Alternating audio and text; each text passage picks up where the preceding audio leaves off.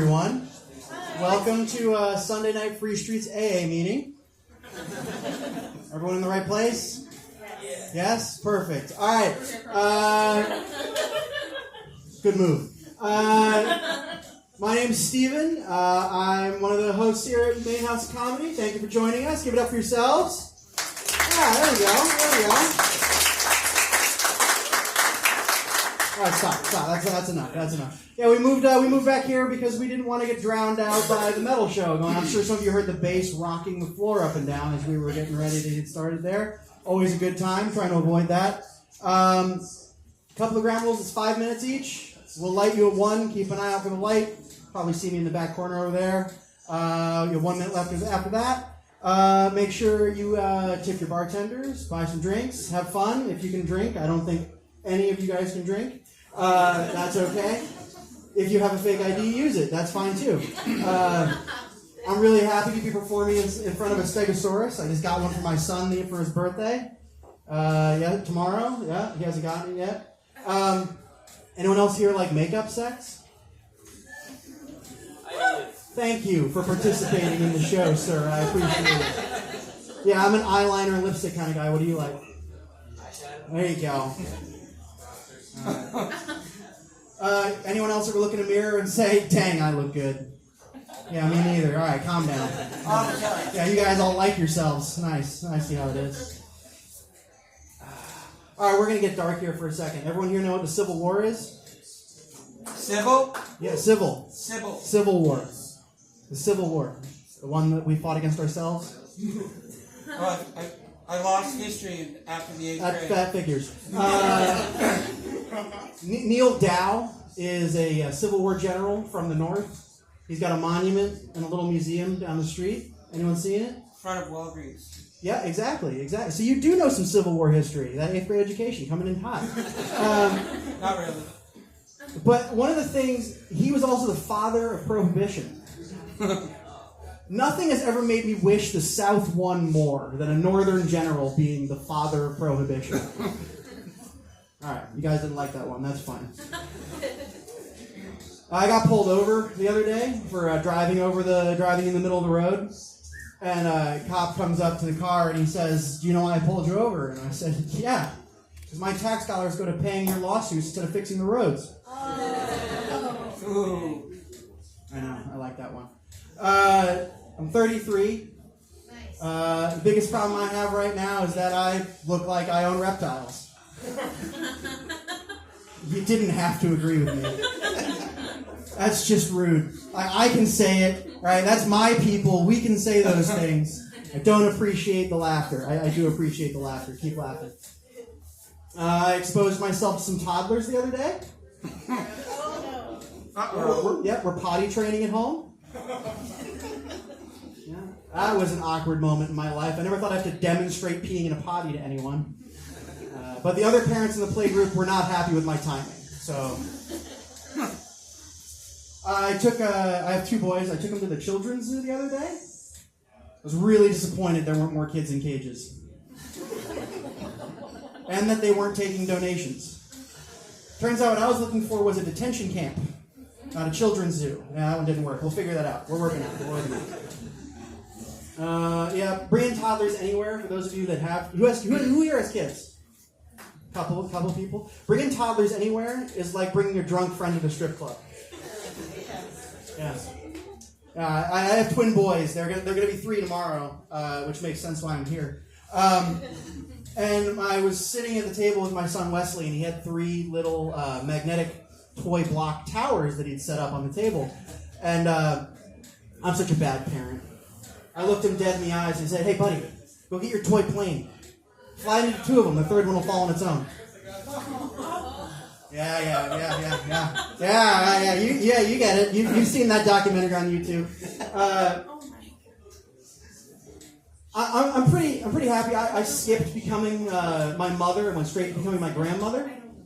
I take 2 tablespoons of Metamucil a day now.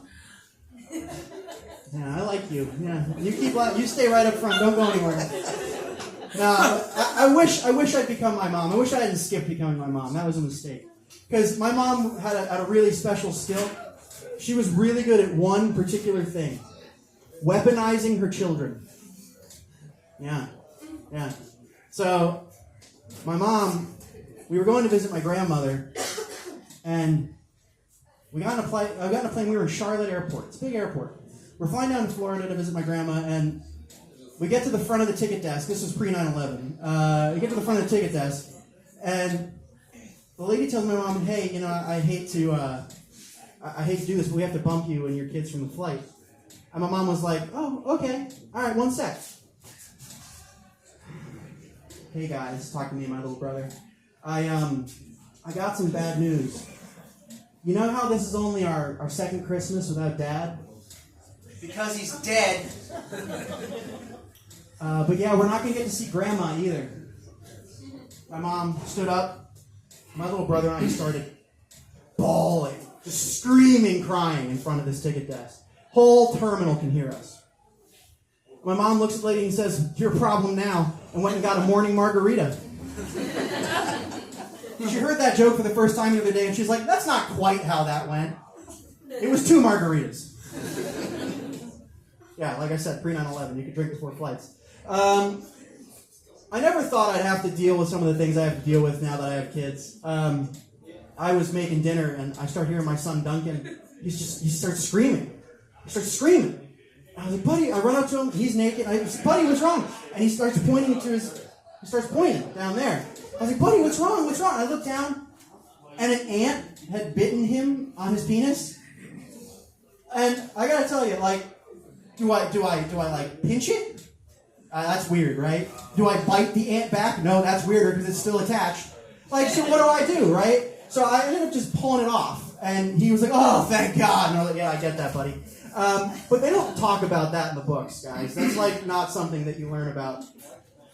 Oh, no. This is going to scare all of you. I'm a stay-at-home dad. Yeah, mom's like, "Oh, shit, this guy?" Yeah, this guy.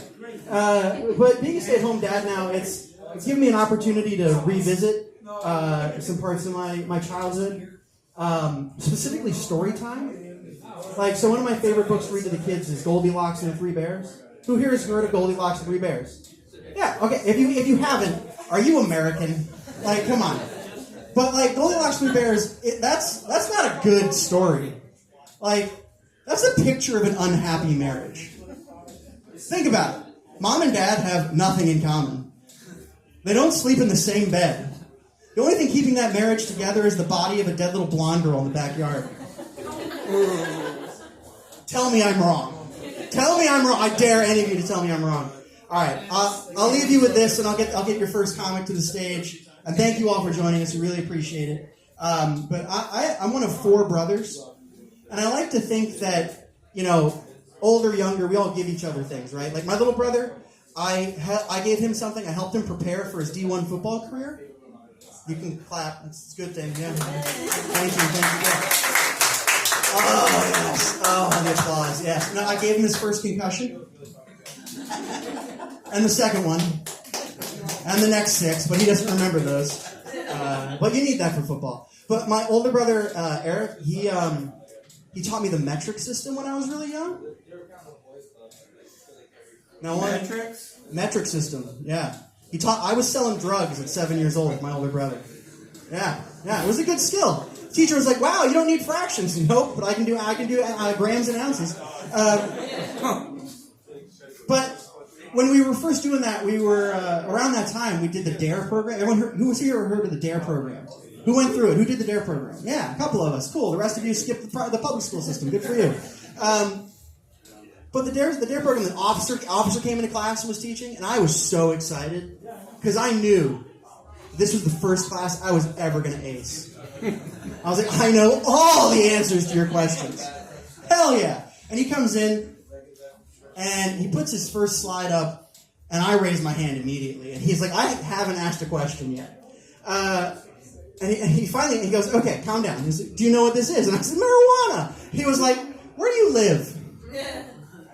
And I'm disappointed because it's not what I was expecting from him. He puts the next slide up, and he's looking at me, and he goes, "Does anyone know what this is?" And I go, "Cocaine." And he's like, "Who's your mom?" Drinking a morning margarita. Calm down. And I'm disappointed because I'm getting these questions right? Like, I know I'm answering correctly, but he's just not giving me the responses I'm looking for. So I changed my answer up, right? I know I'm going to change my answer for the next question because he's definitely calling on me. And he puts the last slide up, and he goes, do you know what this is? And I go, $60. But I'll cut you a deal for 40. All right. Thank you guys so much. Give it up for yourselves for coming. This is Field Notes Comedy Open Mic again. 5 minutes. Light you at 4. Make sure you tip your bartenders. They're good people. And I'm going to bring your first comment up for the stage. Give it up for him. Give it up. Keep clapping. Keep clapping. Keep clapping. I have the cunning linguist, everybody. Give it up.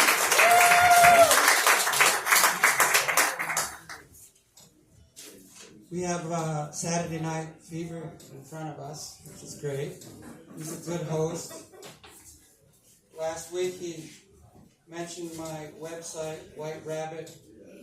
I think it's whiterabbit4.bandcamp.com. I want to put a dot before 4, but there's none. Anyways, you can check out my pop music and my PG-rated comedy because I have to separate the two, but you're going to get a little bit of profanity because I am a cunning linguist. Does anybody remember who Julia Childs was? Does anybody remember who Julia Childs was? People thought she had Parkinson's, but it was just some kind of neurological disorder that made her talk like this. I don't know if I could do a complete concert with a man's voice because she kind of sounded like a man.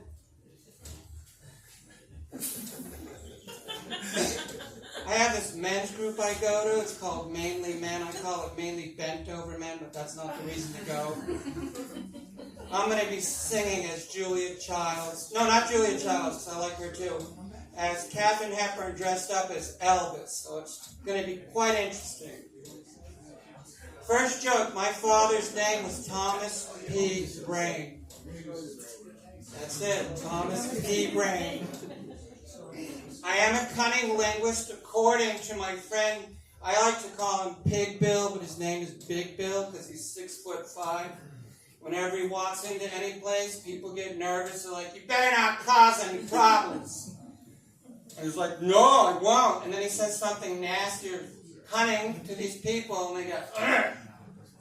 He looks like Sasquatch, and he moved out to Taos, New Mexico. So if you want to go to Taos, New Mexico, you can visit Sasquatch and his girlfriend. Her name is Greedy Girl because she's into BDSM. I'll stop there. Why did the skeleton go to the dance by himself? Because he had no body to go with. And he also had no guts. I did write 2 children's books. One of them actually got blocked because I was talking about gay humor. We just can't have that in a children's book. It did say mature, for mature children. It just didn't go over well on Amazon. What did the prostitute say to the client before he comes by? What did she say to the client? Call me before you come. Rusty bed springs make for better sex. You want to make a lot of noise, don't you? There's a tenant that lives below me, and every morning I hear something, and it's not me. It's like, I hear noises, and I'm like, they gotta be fucking. They just have to be fucking. When I go off the deep end, it's not gonna be bipolar, because I'm on the bipolar express, so the next time I start getting funky, I'll just take a couple hits of a joint and get high. Maybe that'll help. It's Tourette's syndrome. Fuck you! What did you say? Tourette's syndrome.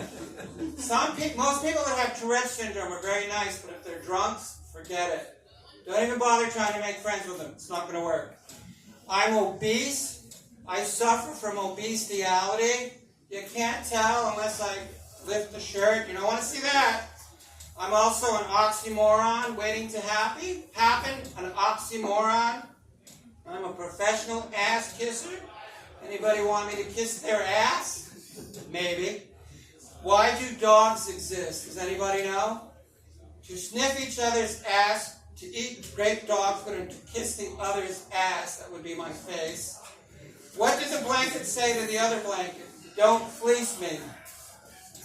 Somebody asked me what I do for a living, and I said I drive people crazy with my mouth. Oh, you're a comedian. Yeah! Thanks for having me. Sincerely, Mike Cunt, the cunning linguist. Woo! Yeah! Mike, that's the best set I think you've done here. I'm very proud of you. Good job. Trying. Yeah, give it up one more time for give it up. Give it up for the cunning linguist one more time. All right, we got a lot of names on the list, so I'm going to keep it going. Your next comedian coming up to the stage is someone who's been coming here quite a bit recently. We're super happy to have him. Give it up for Justin, everybody. Give it up.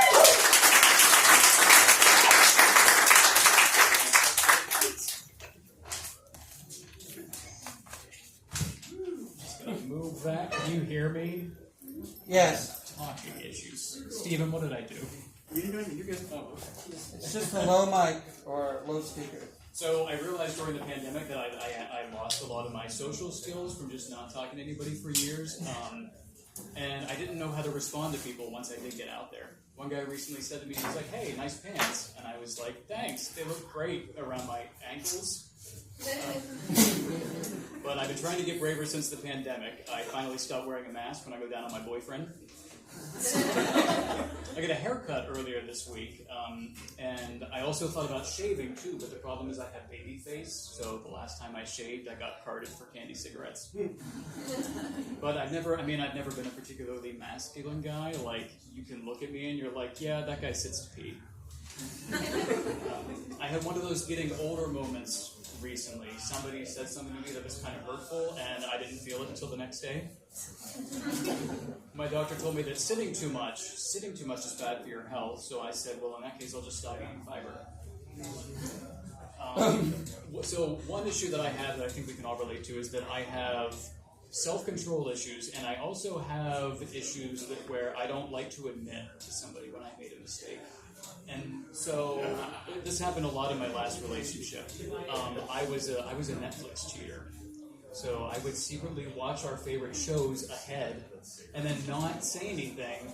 And then I would have to, because I don't have any self-control, I wanted to know what happens, and then I have to rewatch the episodes back and just pretending to be surprised, which was usually fine. But then I made the mistake of watching the last season of Game of Thrones before she did.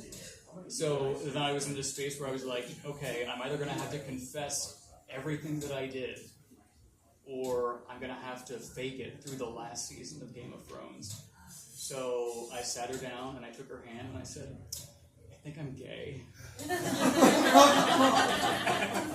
But I did recently, just got back on Instagram. It's been fun watching the app, trying to figure out whether I'm gay or straight. And so I'm just trying to see if I can figure it out before my parents do. I actually came out to my parents like 10 years ago, so a while ago. But I wanted to be really subtle about it because I'm not a confrontational person. So I used wordplay. Like, I would come home from school and be like, "Gay, Mom and Dad. Just gonna go down the street for a cock. Don't forget tomorrow's Flag Day." Let's see. So I did ask my parents after I came out, and when I came out, they said, "Yeah, we kind of knew from a young age." And I said, "How? How did you know?" And my dad said, "Well, you had your hand on your hip in all the sonograms." Sorry. But I have a lot of conservatives in my family, and they're all super supportive, but they're kind of awkward about it. They will approach me. Like, one time my uncle said to me, he was like, "Look, I vote Republican, but not because of the anti-gay stuff, because of the taxes." Which I kind of feel like is like saying, I'm not anti-gay, but another $20 is $20. But yeah, lots of weird headlines recently, right? There was a headline in Florida, and this is a true headline, you can Google this, and it said, "Man kills blue heron after bird eats bait in front of son." Which, first of all, if you're going to kill a bird because it ate your bait, don't do it in front of the bird's kid. And I also wonder, did Ron DeSantis see that headline and think, I bet that wouldn't even be in the media if that blue heron was white? I'm Justin. That's it for me, everybody.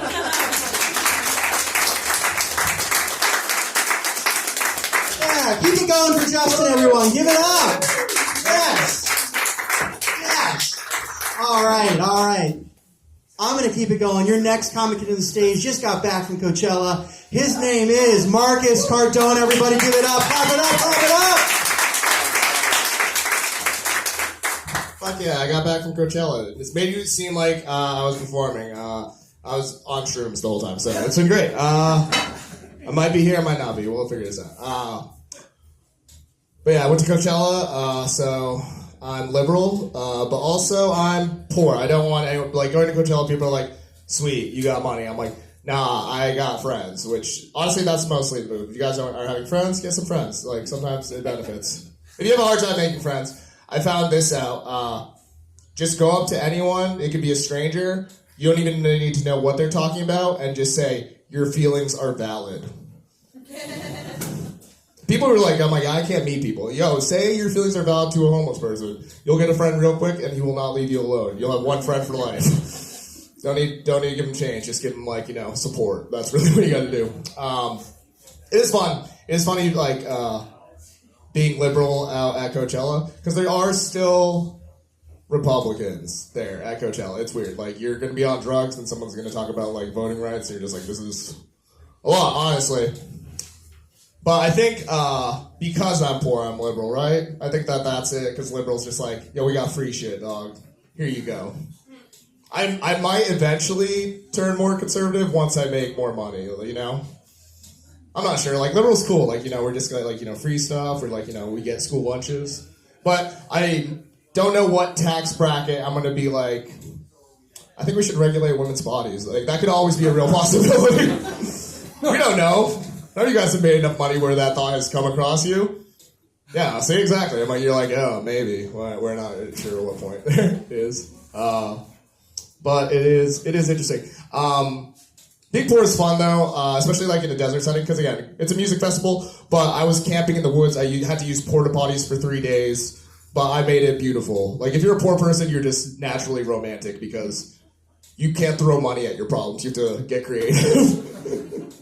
And I mean, being romantic is super fun, because I used to live in New York City, and it's an expensive city, and I convinced way too many girls to go out with me on dates that were just picnics. Hella romantic, but also affordable. Like, I had to clear out my fridge half the day, and I'm like, hey, do you like peanut butter and jelly sandwiches? I made them with my hands. I'm like, so cute, so romantic, man. Take some walks. They don't charge you for walking. Eventually they will, but you're good right now. And it's weird. The level of money that is at Coachella is ridiculous. There were people talking about how, like, I just dyed my hair a little bit and I threw glitter on. I'm like, this is my Coachella fit. There was one girl who was talking next to me who was like, oh, I got my nose done for plastic surgery so the sand would get in my nostrils. I'm like, yo. We should regulate women's body. I'm just kidding. How crazy would that be? But no, so she was like talking about plastic surgery, and like it was like weird, because I was on shrooms and I wanted to tell her that she was beautiful. I wanted to tell her that she was beautiful. I didn't know this woman, so I opened up the conversation with, "Hey, your feelings are valid, but I was like, I think you're beautiful no matter what. Your flaws actually make you the most human thing ever." Again, shrooms. I was poetic, romantic, just no money, no good information. I was just like, all right, let me just say what I'm thinking. She was like talking about stuff, and she's like, oh yeah, I got my nose done, and she showed me before photos. She's still a beautiful woman. She just got her nose done slightly. I'm like, whatever, that's her body, her choice. But then she was like talking about like specific things. She's like, I actually got my I had like stretch marks. She's like, I got those removed so that way I could wear a crop top at this festival. And I was tripping balls. And I'm like, yo, you shouldn't talk about yourself like that. Those aren't stretch marks. That's marbling. That's some good meat right there, baby. Don't be ashamed of that. It was also cool, man. Dude, I love being in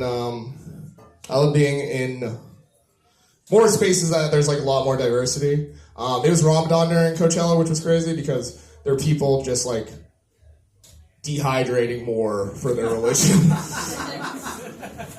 And I was like, that's crazy. One dude tripped out super hard, and he told me this. This was the craziest thing ever. He's like, as a Muslim man, no one ever talks to me on airplanes when I'm using my phone. And then I was again tripping. I was like, is it because when people think you put your phone on airplane mode, your phone's just going to explode? It's okay, if you guys can't laugh at that joke. 9/11 was years ago, and you're letting the terrorists win. Don't be afraid. Anyway, my name is Marcus. Thank you. Woo! Give it up! Yes, yes! Luckily, that tooth is already coming out. I have a couple things to say before I bring the next comic up there. It's a good thing to know I'm a high-priced cut of meat, because I have stretch marks too. And also, Marcus, if you're wondering when that tax bracket is, it's the third one in Maine. It's the third one because there's only 3 in the state, and that hurts. My wife, because I don't work. All right. Your next comic coming to the stage is one of my favorites. His name is Matt Dundas. Everybody give it up.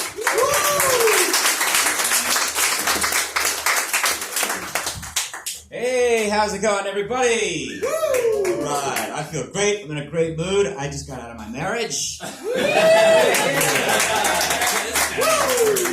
ladies. I have to go back after the show, but it's great to get out. That got a lot less. You're like, oh, okay, he's just going back to his wife. Okay, no, it's not that funny. But I'm married and I'm getting very old now, and it's very weird because the culture is changing faster than I can keep up. Found out there's just so many words I can't say, right? So many words I used to say that I can't say. My brother busted me for saying the word cockpit. Yes. Yes, cockpit. I said, what's the matter? He said, it's flight deck now. The other one is gendered, Matt. Flight deck. I'm like, all right, I can say flight deck. I don't care. I don't want to hurt anybody. But it's not fair that it was gendered toward men for a century, and then we just go straight to neutral without giving the women anything at all. Right. Don't you think we should have like 20 or 30 years of calling it the pussy hole? We don't need to go a whole century, but just like a nod. Just for the ladies. This is your captain in the pussy hole. We're at our cruising altitude. I'm up here with the co-pilot, Donna. Say hi, Donna. Hi! That's Donna. She's great. She's lovely. Couple quick announcements. Please don't congregate near the pussy hole. We don't want. The previous comic was talking about 9/11. Ever since then, we one at a time, please. If you must go in a group, please use the rear. And by the way, and the other one, at the end of the flight, Donna here, our co-pilot, she's going to be offering tours of the pussy hole. So if anybody's got a youngster that's curious, she knows how everything works. She's really good. She knows all the buttons and knobs. I have 30,000 flying hours myself. I don't know what the fuck I'm doing. Don, I'll be on that tour myself. Thank you very much. Pussy hole out. Thank you. That's the end of the pussy hole bit. Thank you. I'm happy to be in Maine. I recently moved to Maine. I moved to Maine 147 years ago, and I'm sorry. I know I'll never be a Mainer. I'm sorry. I know it's terrible. Anyway, I did move here just a couple years ago, but moved here from Washington, D.C., lived in D.C. for 10 years, and I'm so happy to be driving here now because I was such an asshole before. Now I just let go. I let go. I go 2 miles an hour everywhere I go in Maine. I just love it. You don't have to do anything. You don't have to get there, ever, in Maine. It's great. There's no priority. I stop at a stop sign, I turn the car off. I look around. If it's all clear, I turn the car back on, I proceed. If it's not all clear, I get out and walk. I can't think about it anymore because if I do, I get mad. Because when the heat is on, I get mad behind the wheel, right? A lot of people do. When I lived down in D.C., here's the most egregious story. I was driving home from work, really frantic as always, because it was in a time of my life. I had a little baby and I had this job and I only had 15 minutes to get home and masturbate before I had to pick her up at daycare. Which, for the parents, that's valuable. It's like once a week at this point in my life. And I'm like, this is a valuable 15 minutes. It's very short, but I can do it, don't worry. Anyway, so traffic is fine, except on the other side of the street. It's all backed up. And I have to take a left at the stop sign. I can see my house. I have to take a left at the stop sign. And it's so backed up, and the driver on the other side has chosen to block the intersection at my stop sign. I can't take my left. And I don't have tinted windows, so I'm like, I can't just do this right here. I can't. So, that was another. You got it. Okay. All right, it's fine. So I'm like in my pissed off stage of my life. So I'm just like, you know what? Fuck this guy. And I just lean on the horn. His window starts going down. I'm like, shit. But what can he say? What can he say? He's obviously the wrong. He's going to be contrite. He's going to apologize, and I'll apologize for, it'll be fine. But I put my window down. He looks at me and he goes, "This is a funeral procession."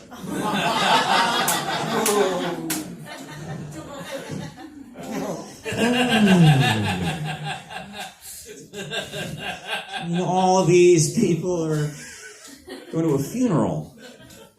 Yes.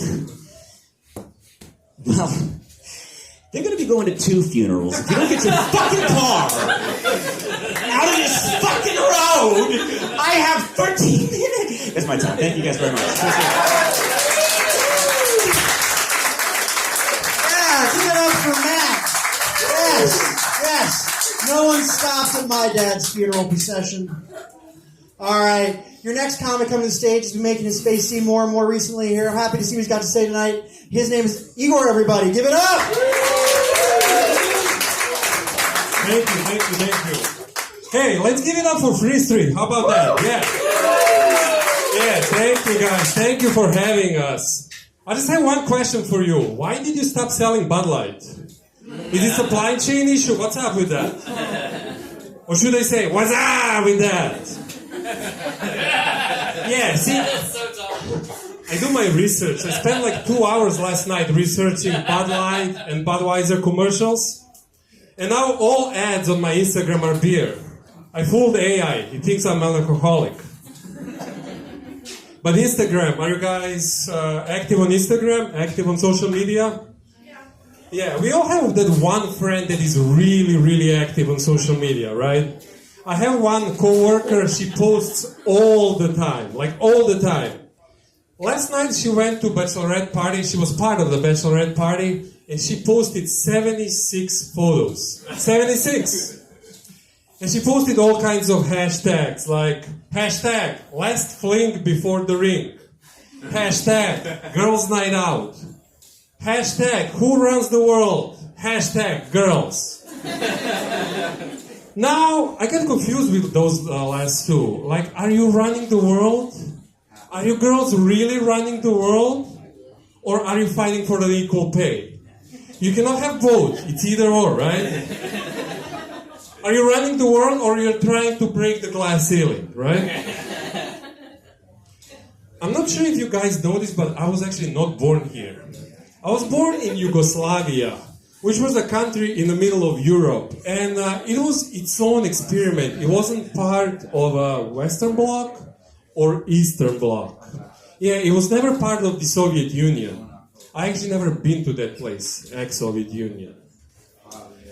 Anyway, I was walking with my friend a couple days ago around Portland, talking in this accent that I got from being born in Yugoslavia. And a homeless guy started yelling at me, "Go back to the communist Russia." And I was like, how can I go back to the place I have never been? Then he stabbed me. With his heroin needle. I have superpowers now. Portland. I love living in Portland. Do you like Portland? Yeah. Yeah, people in Portland like to show their support. Like, we have all these flags and bumper stickers and signs everywhere. It started with just a few bumper stickers on the back of Subarus, like Coexist and so on. But now we have flags everywhere. We have a BLM flag, symbol for fighting against racial injustice. Yeah, I'm all about that. We also have a rainbow flag, symbol of gay community and pride. And I'm not sure if there's anybody here from that community. I just want to say one thing. Thank you. Thank you for everything you gave us. You gave us Elton John. You gave us Frank Ocean, George Takei, Tom Cruise. Like, so many good ones. So many good ones. Yeah, yeah. We also have the other upgraded rainbow flag, like with the purple thing. Yeah, that one is very popular.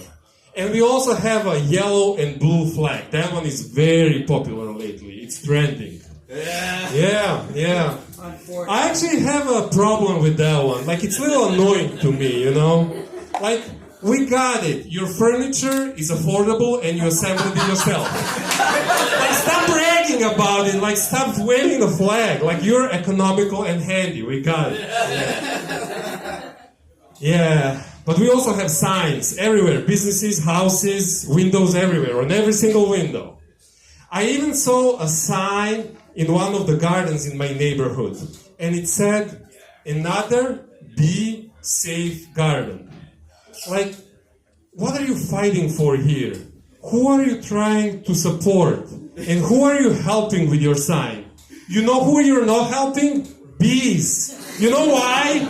Because bees cannot read. It's not like a bee's flying around looking for lunch. It's like, yeah, I gotta get something. How about that sugar water from the bird feeder yesterday? No. I gained like half a gram from last winter. I have to get myself in order. If there is only some organic Be Safe Garden. Oh my God, there's a sign. Whoever put this sign, thank you. I'll go there. Yeah, no bee ever said that. What you are doing is you are pointing at yourself in front of the whole city. Thank you guys, that's my time.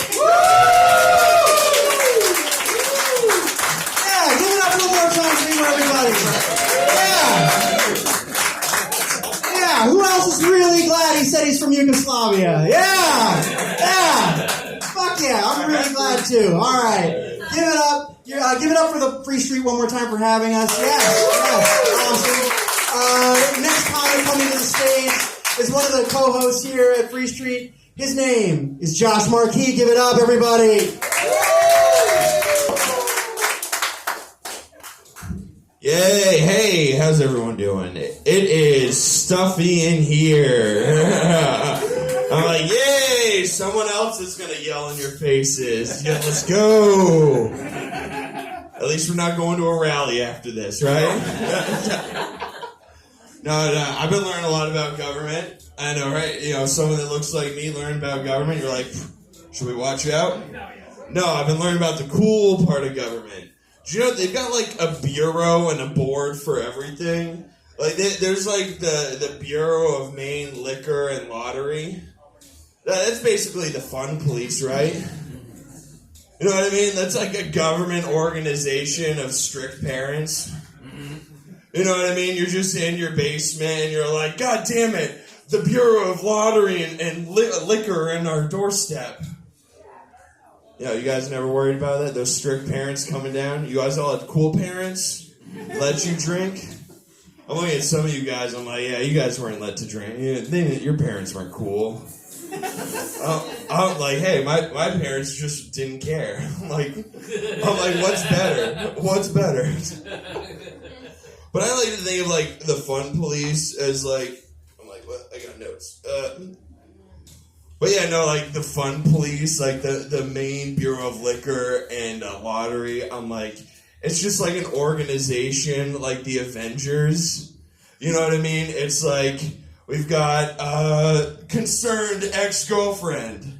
Her power is really worried that I'm going to drive drunk tonight. We've got my AA sponsor, who miraculously gets in contact with me even though I've blocked him. And my parents with the special ability of enabling, saying that it'll be okay and give me money when I ask. No, dude, that whole organization is wild because I was like looking at it. And like Maine had, and like every state, they have like the like a board that sets the prices of all the alcohol that's sold at liquor stores. And I'm like, how do they set the prices of that liquor? You just got like a bunch of guys like taking shots and like $35, and they got like some intern that's just going like. 7! I'm like, yeah, that's something like you're like, how do you move up how do you know you've moved up in the company? And I'm like, yeah, they stopped giving you bottom shelf liquor. I'm like, but then they got in the state of Maine, and I actually learned in a bunch of states, they for the lottery side of it, they contracted all out to this company called Scientific Gaming International. That's a really cool way of saying, yo, we know how to fuck you with scratch-offs. Like they have like a wild website. Their website's like filled with all these like cool ass keywords and like stuff that makes me feel like I'm not smart.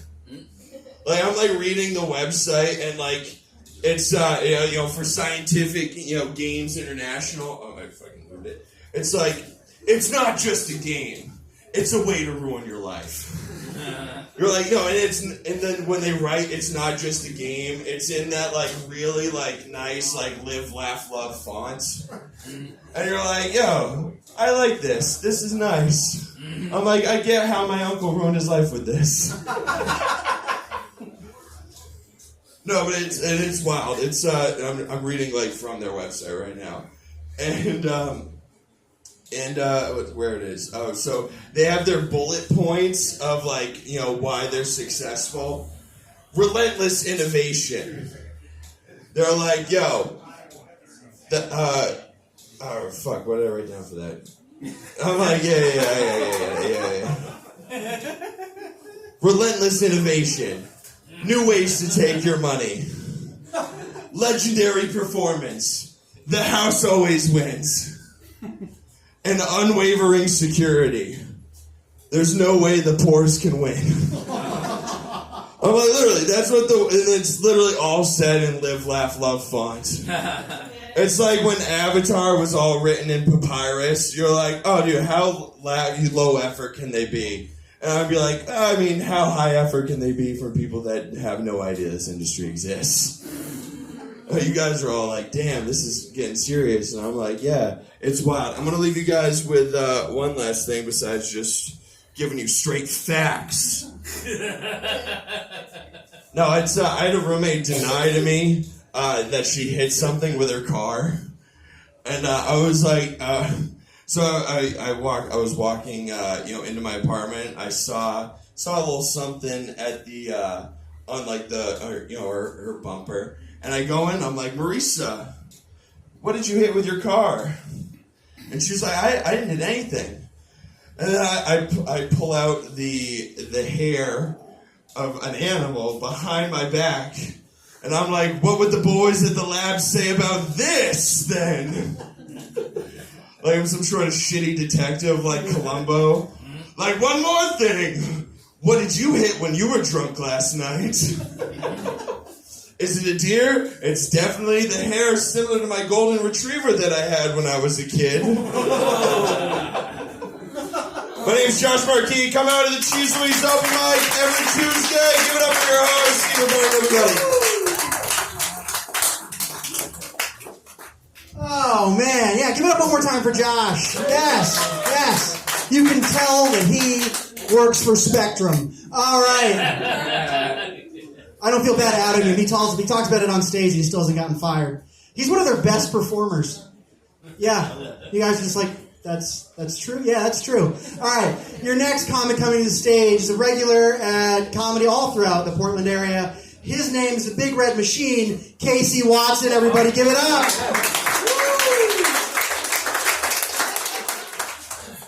That's a new credit. So I'm the youngest child in my family, right? So I have a brother who is 6 years older than me, looks just like me, and I have another brother who is 15 years older than me, right? Which means when I was 16 years older than me actually, which means when I was 5, he was 21. That also means that periodically throughout my childhood, an adult man would come back and bully me. Like a dude with a mortgage and the lease of a Hyundai Sonata is coming back and giving me wedgies. I'm like, Mom, who is this guy? Get him out of our house.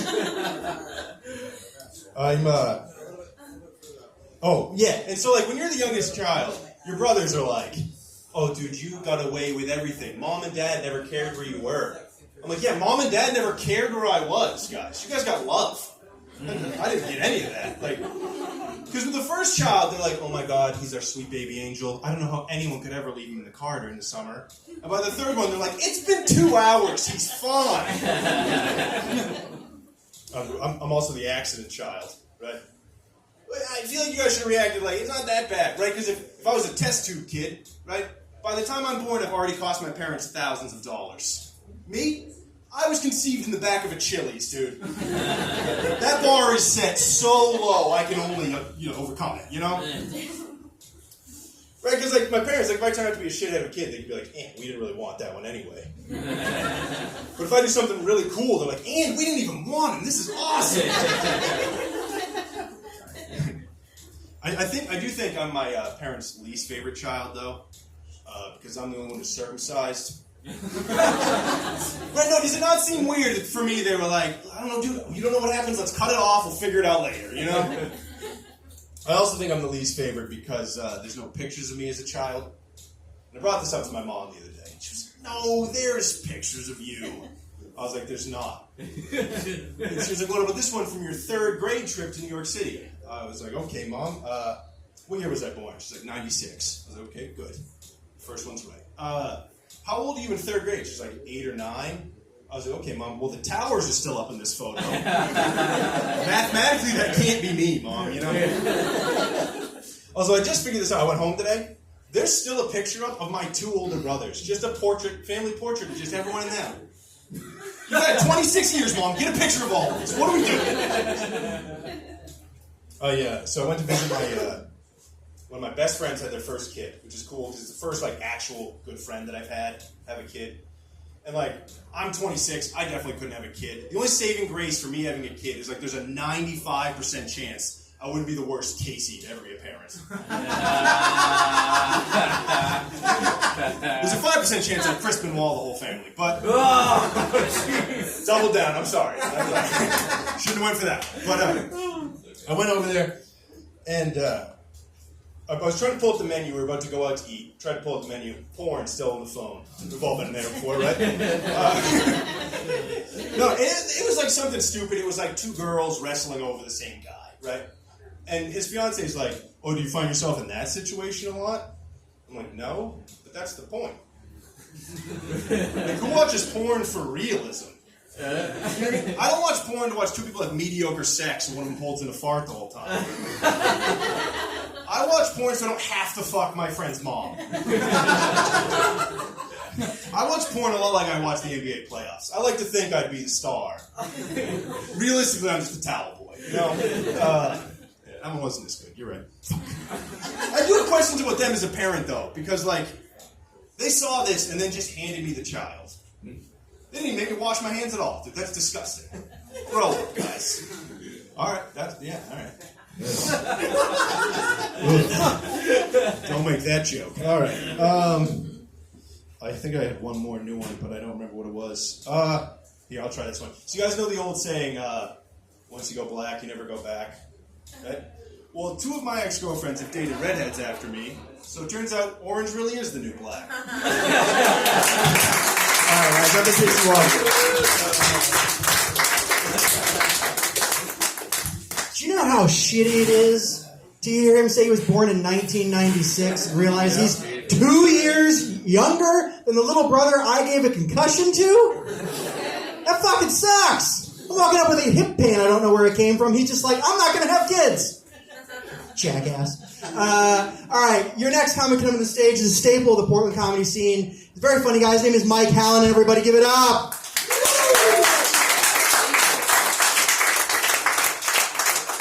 Sid Barton, everybody.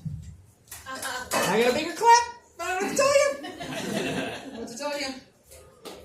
It's good to see all you here. This is nice. I gotta say, carrying that chair in the alley there was much more embarrassing than if I bombed. So, I don't know if you guys were there for that. I guess not. Well, your self-esteems are better than mine. Good for you. Hooray for you. That's awesome. I work in the hospitality industry. I work at the front desk at a hotel. Don't worry, it's a La Quinta. It's okay. And people say a lot of weird things. A lot of the guests say a lot of weird things. I had a guy who's drinking coffee. He comes up. He's like, man, this coffee tastes like my uncle's ass. And I'm I'm like, I can change that for you. He's like, no, it's really, really good.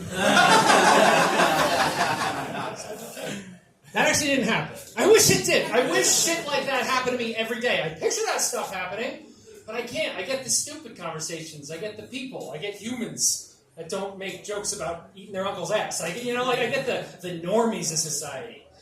My conversations consist of answering a phone and then somebody being like, "Hi, what time does your shuttle run?" It's 8 a.m. until 8 p.m. Well, I land at 4:30. I'm leaving at 3:30? Are we going to play this? Are we just going to name times? I can do this all day. I've got 8 hours to kill. You guys still read the Guinness Book World Records? You guys still in? Is that hip?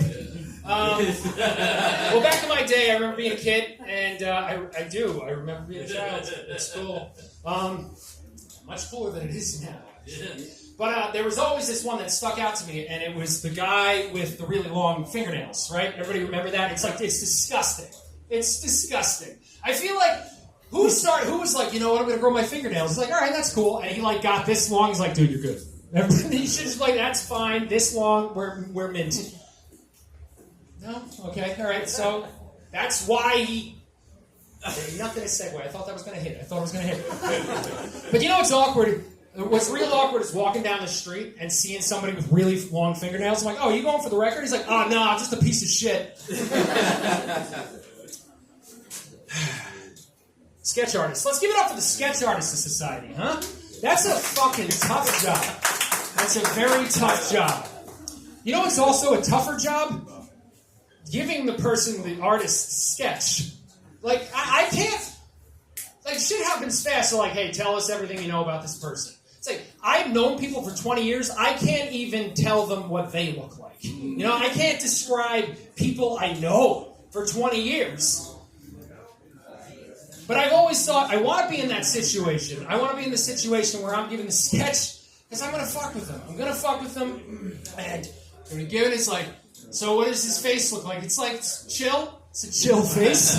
It's real chill. Okay, we got chilled down. It's like, how's his ears? They're decent. They got some good, decent ears, you know. I'm riffing this just like I would with the sketch artist. I wouldn't care. Someone would get murdered, and they don't want me there to fucking witness that. But then at the end, you know, I would just, describe myself and be like, that? Like the person who did it? No? Kind of. All right, so sketch artists. One more thing. We guys still drinking our milk? Does body good? You guys milking it up? Got some lactose people, pro-lactose. Yeah. What happened to the kids on the box? Remember, they're we don't get that anymore. I know it's a little disturbing. What happened to the kids? Are they all saved? Did they figure them out? Did they find them? I think it's just uncomfortable. You're eating your Captain Crunch and you just see a kid that's clearly dead. I mean, it's very depressing. You and the captain are not solving this crime. So it's pretty sad. I think they should at least nowadays do milk cartons, but of the offender's face on it. Right? Because that's more comfortable. Just that's something you want to eat with your Wheaties every morning.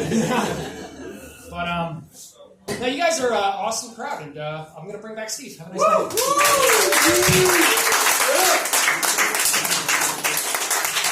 Oh man, I'm really hoping they don't put offenders' names on the milk because I don't want to stare at myself in the morning. All right, we are. Yeah, I know. It's shocking to let me have children. We are almost halfway through, guys. Your next comic coming to the stage is someone I've seen a couple times. Very funny, Preston Haynes. Everybody give it up. What the heck is going on? I'll be quick. We got, in a half hour, we got a Russian roulette game scheduled here, so let's keep this moving. Milk cartons. I was lost once as a kid. When I was 10, I had a bowl cut. When they put me on the milk carton, everybody just thought I was the Oakhurst mascot. You know? Nobody found me. How are we doing tonight? We drinking? Yeah, we drinking Bud Light. Oh, I'm gonna do some current event stuff. I don't know, is that current event? It was like a month ago, right? I also have some Chinese balloon jokes. Yeah. God. The whole everybody leave. Chinese balloon. Where was Kid Rock when the Chinese balloon was around? Why didn't he shoot that? You know? No. But yeah, I don't know. I was at this trans issue. I was at a swimming competition, and there's a trans woman there. Ruined the whole competition. Okay? I was sitting there, I was watching the competition. She came up to me. She said, "Sir, you can't drink here. This is a middle school. You put away your megaphone, put a shirt on." And I'm like, "Lady, you're ruining the whole vibe. I bring the energy, okay? Everybody appreciates this. And look, I don't know anybody who goes to the middle school. All right, I don't have any friends or family. No, but I didn't even know she was trans at first. She was passing my information off to the nearest police officer. All right. Okay, let's go. Let's keep it moving here. Now I'm a nice guy. Listen, I saw a homeless guy today, and I had to give him $20. I mean, that's a pretty good amount of money for running over his dog, right? The dog survived. I was wearing light shoes. Okay. Yeah, you guys steal from the grocery store? Yes. Woo! Twice a week. You look like you're a nice guy. You don't. I bet you pay extra. You're like, I saw someone else scan the bananas as organic, so. I used to be. These prices are crazy. The eggs, I used to buy the nice eggs. I only bought the eggs with the little girl hugging the chicken, you know. Now I have to get the eggs with the 14-year-old kid smoking on his break. Just take a picture of him halfway making an F sound with it. It's like I don't even know what word he's saying. You know? Yeah, but you gotta listen, sometimes you gotta partake in some stealing. You know how you do it? I'll give you the tip. You go to the self-checkout aisle. Because they have the cashiers, I feel like they're a little more strict about what they like to charge. I feel like I'm a little bit more realistic. So here's what you do. You go up to the self-cash place, and you just be cool. Just start scanning out and just beep, beep, beep. And see, you're not actually, you just make the beep sound with your mouth. Nobody knows. And, sperm banks. There's like these sperm banks that they don't want to give out. They refuse to carry people that were vaccinated. They're like anti-vax sperm banks, and I'm like, that's crazy. You ever donate sperm? I tried to donate sperm once, but I wanted to show how good my sperm was, so I did the thing at like the Dairy Queen Blizzard thing where you turn it upside down. To show how strong I am. Didn't appreciate it. Ran over a dog swimming, but like. Thank you all, jokes. Thank you very much.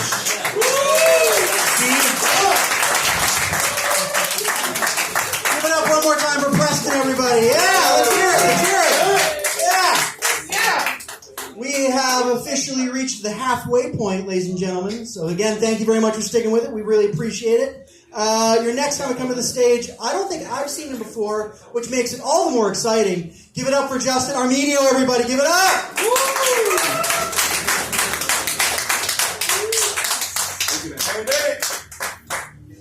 What's up, guys? How we doing? Woo! So good to be here. I really love Portland. You know, I'm from one of those small towns in New Hampshire. You know the type. It's like so many in America, just completely divided by politics. Half the town wants to get on green energy. The other half's trying to stay with white power. You know, are they still saying white power, or have they rebranded to all lives power? You know, the far right is so much better at branding. Like the far left has like Bernie Sanders, and he's like, I'm a democratic socialist. Not great word choices. Like 90% of the country would never vote for a socialist. Like 48% of the country would never vote for a Democrat. You know. Maybe 50 if you were to count, like, I don't know, all the votes, you know? But, I mean, it's just terrible word choice. Those are a couple of people's least favorites. That's like if the pro-life conservatives started referring to a fetus as a moist Nazi. Who's gonna protect the moist Nazis? They're the moist Nazis among us. Some say too moist. But words, like, they do matter. They set people off. I mean, even myself. The other night I was working in the bar and someone said, do you have a handicapped bathroom? I was like, whoa, yeah. Yeah, we do, man, but we don't call it a handicapped bathroom. We just say out of order. I have 2 daughters, and I swear to God, they're both trying to kill me. One intentionally and one unintentionally. Which is fair, that is how we had them. One of my daughters has just severe ADHD, and I cannot win with this girl. Like, she falls down and hurts herself. If I try to help too quick, she gets mad. If I don't help quick enough, she gets too mad. So I think the doctor's original diagnosis is correct. It's a girl. I try to be a good parent. I do. I'm around. I'm there for them. I go to all the parent-teacher conferences and stuff. I saw my dad like one weekend a month. Like, when he went to a parent-teachers conference, he would meet with like a substitute teacher. They're both like, I heard he's a pain in the ass, but I just throw the TV on. He seems fine for me. But I'm lucky. I'm a lucky guy to have a wife and kids. I mean, I'm no prize. I know I'm no prize. Clearly, I'm bald. Wasn't born this way. It's been more of a time-release birth defect, as you will. And somehow I just end up looking like a mashup of Ted Lasso and all his assistant coaches. Just like, I don't know how that... I'm not classically attractive, and I finally figured that out when I was watching Beauty and the Beast a couple weeks ago. And I recognized a look that Belle gives the Beast like halfway through. She kind of gives him like a... And I know that look. I've seen that look. She's like, am I seriously considering fucking this water buffalo? And like, all I have is a touch of personality. Like, he's loaded. He's got the castle, the cash, like a whole slew of indentured furniture servants. I mean, I don't know if they're full-blown slaves, but you don't see them get paid. And they're doing an awful lot of singing. I don't know. I'm a lucky guy. I mean, my wife, she claims she's put on a little bit of weight lately, maybe a bunch of weight, she says. She says she doesn't feel sexy anymore. I don't see it. And if she's not feeling sexy, like, why is she wearing all these tight clothes all of a sudden, Besides, I think it's kind of hot when a girl puts on a few extra pounds, like that hot double chin on a beautiful woman. Come on, I can't get sexually confident unless I can see some visible flaw, like a little ding in the door. I need that ding in the door. Like, I don't know if I can handle a supermodel, but like the floor model, yeah.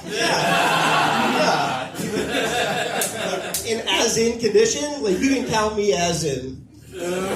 All right, guys, you guys are awesome. Thank you so much. Have a great night. Yeah, give it up one more time for Justin, everybody. Yes. Hold on. We've officially reached the halfway mark, which means that I'm packing up my shit and going home. And my very good friend is going to take over and treat you guys just right. Give it up for the comedy stylings and then hosting expertise, the very beautiful Jack Ronsky, everybody. Give it up!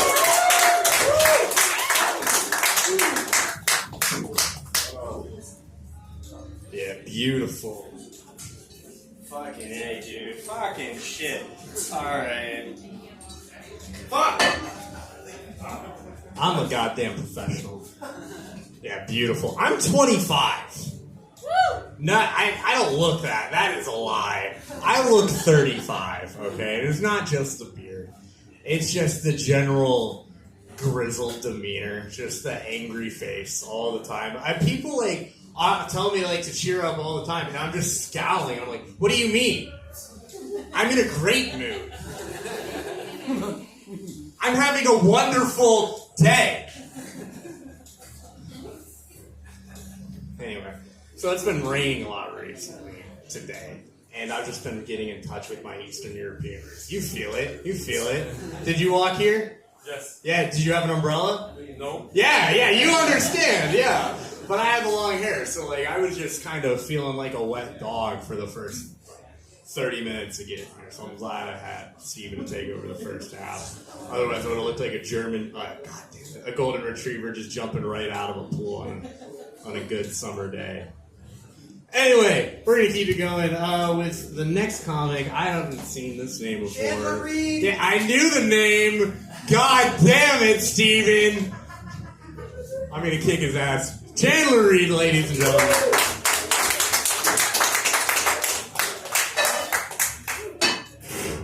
How's everybody doing?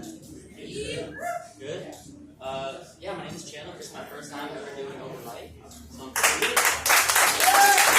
excited about that.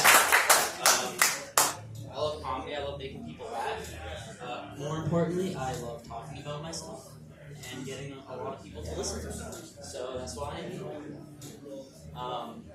Yeah, I just turned 21 last month, so that, sucks. I'm already starting to realize that being an adult is kind of bullshit. It's so hyped up when you're a teenager, but then you start paying rent, taxes, and paying off loans. It's terrible. And people, they always say, "Oh, you're in your 20s, you're young, you're energetic, go travel."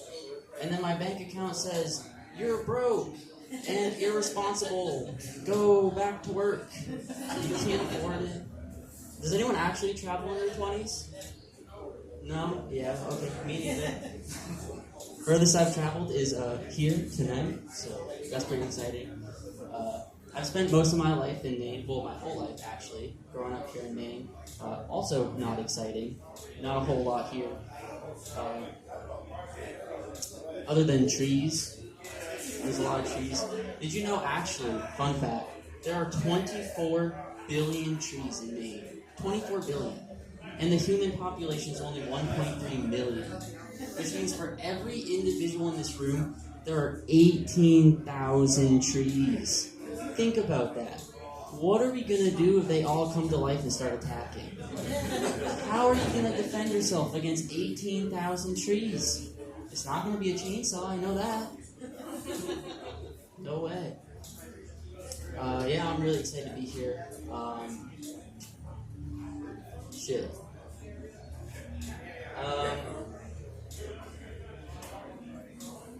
I forgot my jokes. Thank you. No, I appreciate that. I'm kind of nervous, as you can see. But, first time, pretty exciting. You guys have been an awesome crowd, too. It's been really nice. Everyone's been supportive of everyone, so that's really cool. What's your name? Brendan. Brendan? Who are you here with? With all of them? Yeah. Good work, Brendan. Good work. Hannaford. Hannaford? Hannaford. I work at Hannaford. You do? Yeah, up in Bangor. Okay. I work at the Starbucks store. Nice. Do you also hate your job, or? He'll say yes. Yeah. Actually, me and my friends, we all work at Hannaford. Well, one of them got out. He's lucky. You escaped? Yeah. Personal stuff. Yeah. Is this just a coworker, friend, girlfriend? Supervisor. Supervisor. Oh. Better watch out, Brandon. I know that's against standard practice.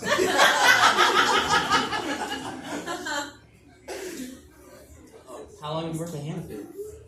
8 years. 8 years? That's too long. 8 too many. 8 too many, that's right. Do you get a lot of crazy people at your Hannaford? Thankfully, no. We get tons. We get a lot of crackheads at our Hannafords. Yeah, not fun. One time, it was a really hot August day, and this dude was standing down in the dog food aisle, that aisle, and he shit his pants. And one of our managers walked over and was standing at the end of the aisle, and the dude makes eye contact with him and shakes it out of his leg. Yeah.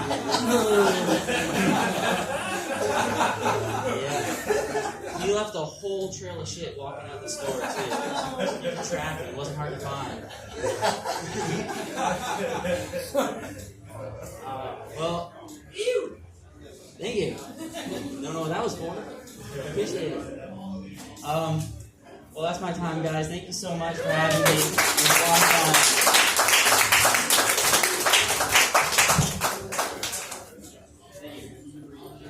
fun. Chandler Reed, ladies and gentlemen. See what I mean by like 21 and 25 that I just look way too fucking old?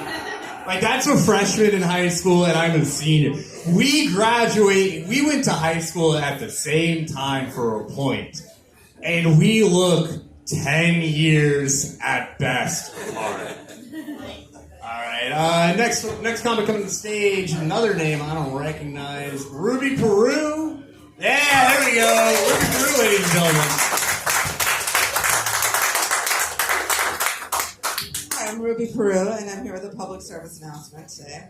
I want to explain to you, I figured out everything about mass murder, why it happens, who these people are. Stick with me, there's a little bit of explanation involved. Everybody's got a thing, a lot of people have a thing where they divide the world into, people are either this or that. Everybody's got their own thing. So, here's my thing. There's two kinds of people. One is the kind of people where you give them a lot of little things and they make something big out of it. Like, oh, here's a little piece of information about me. I'm in a cult, and I'm a con man, and I like blue shirts, and I'm into raising kittens. And I think about that. Okay, these are the kind of people I am. Gave that away.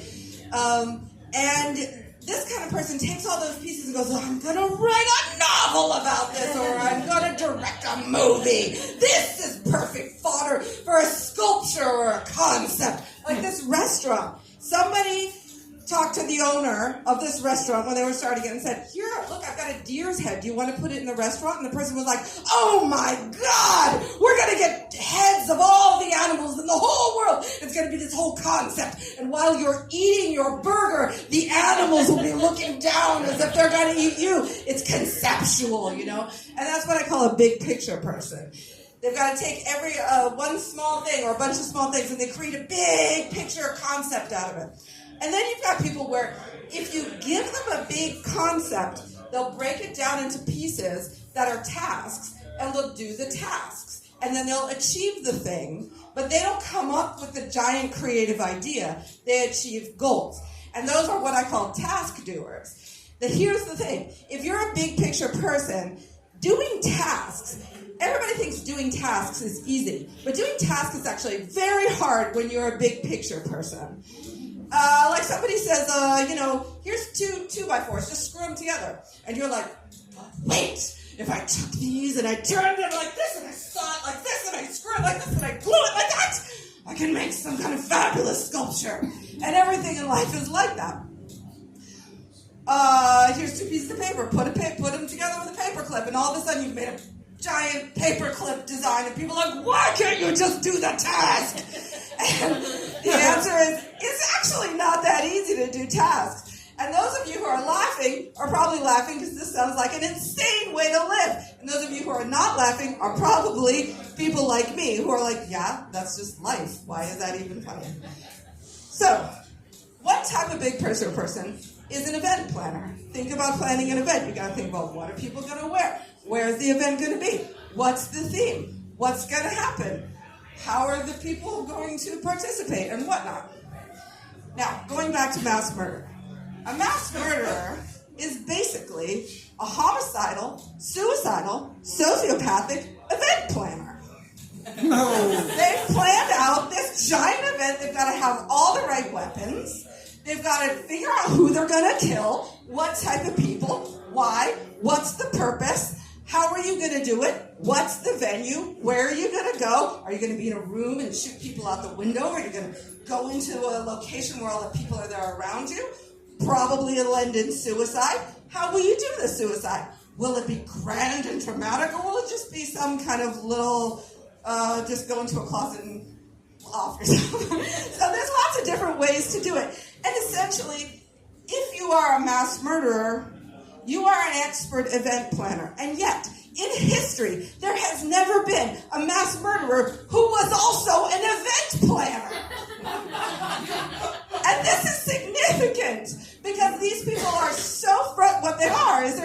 discredited big picture people. Because the thing is, big picture people are not made. They are born. People don't know this. So if you don't know you're a big picture person when you're a little kid, you may not go to college for a thing that allows you to be in charge of a giant creative endeavor. And then you will be stuck doing tasks your whole life, and it will drive you completely crazy. And people will be like, why can't you do this task? Why can't you do this task? And you'll be like, tasks are so hard to do. And nobody understands why. And then you're driven insane and you become a mass murderer.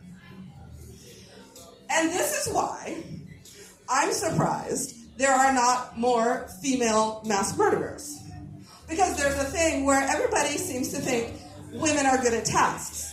Because moms, secretaries, a lot of women have jobs that involve doing tasks. So even if you have just written a novel, directed a movie, created a giant sculpture, or planned an event, people will still come up to you and go, can you paperclip these things together and staple that and put this in the mail and do a little thing like that?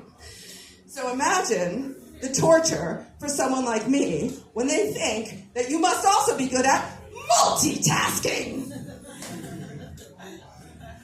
Thank you.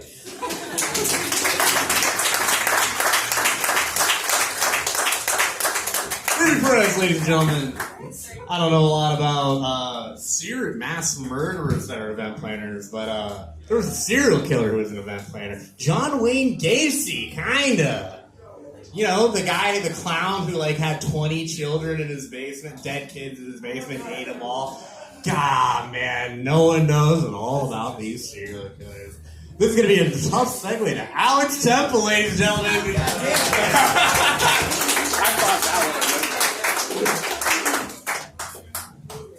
You guys having fun? Sorry, bud. How we doing, guys? How's it going? Having a good time? Nice. Thanks, I think Achilles.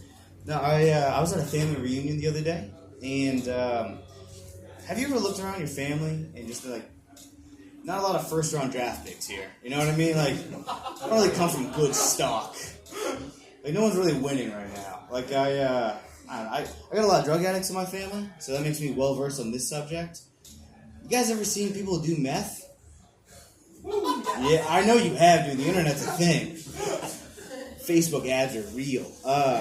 No, I don't know. I've seen some of these before and after pictures of people that have been doing meth lately, and it makes you feel like I feel like I need to start doing some meth. It's because the thing is, the internet's out there. They know what the consequences are, and they're still choosing to do it. So it makes you think meth's probably pretty rad, right? It's dude, on the website, there's a picture of a guy ripped out his own eyebrows. He looked like he was in the next Philadelphia reboot.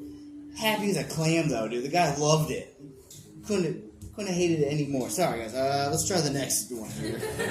I realize when you're talking about meth addicts and it's not going well, this seems like a cry for help almost.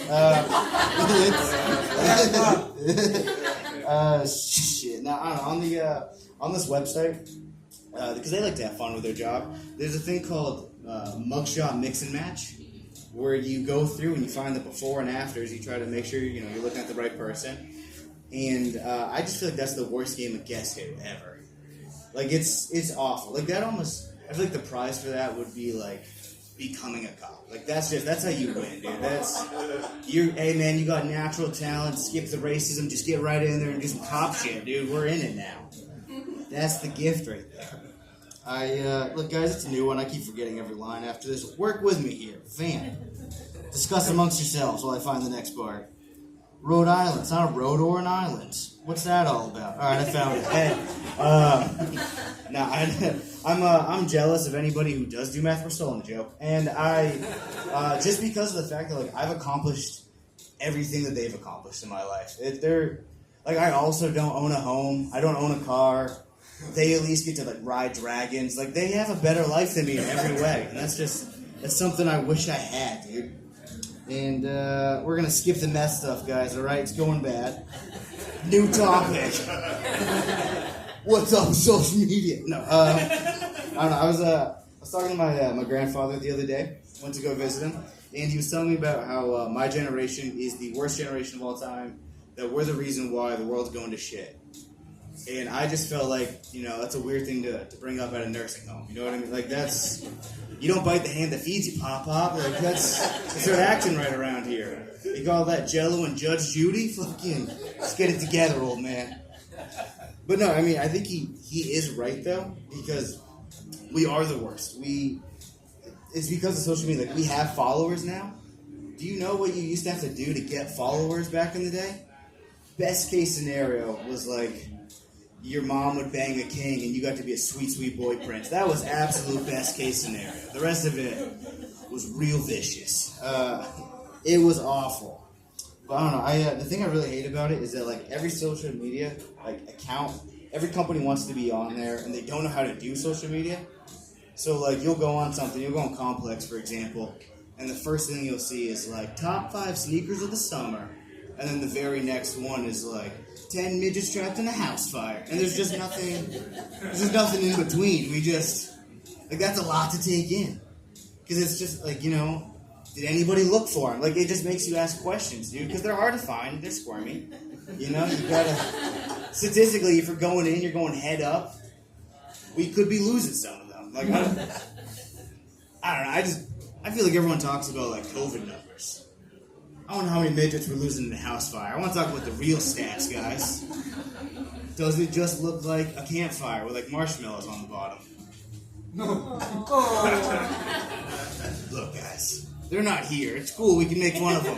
They're not real, guys. It's okay. They work in the North Pole. All right, that's such a bad joke. What else we got? What other new stuff do we have? How's your guys' weekend going? Yeah, I'm ready for a dialogue. Let's talk, guys. Let's have fun tonight. I feel like I'm right around 5 minutes, but Jack, I respect this. Oh, thank God, dude. Holy shit. Hey, guys, this was a pleasure. Here's a joke for you. Why did the tissue dance? Because it had a little boogie in it. Always end on a laugh, guys. All right, my name's Alex.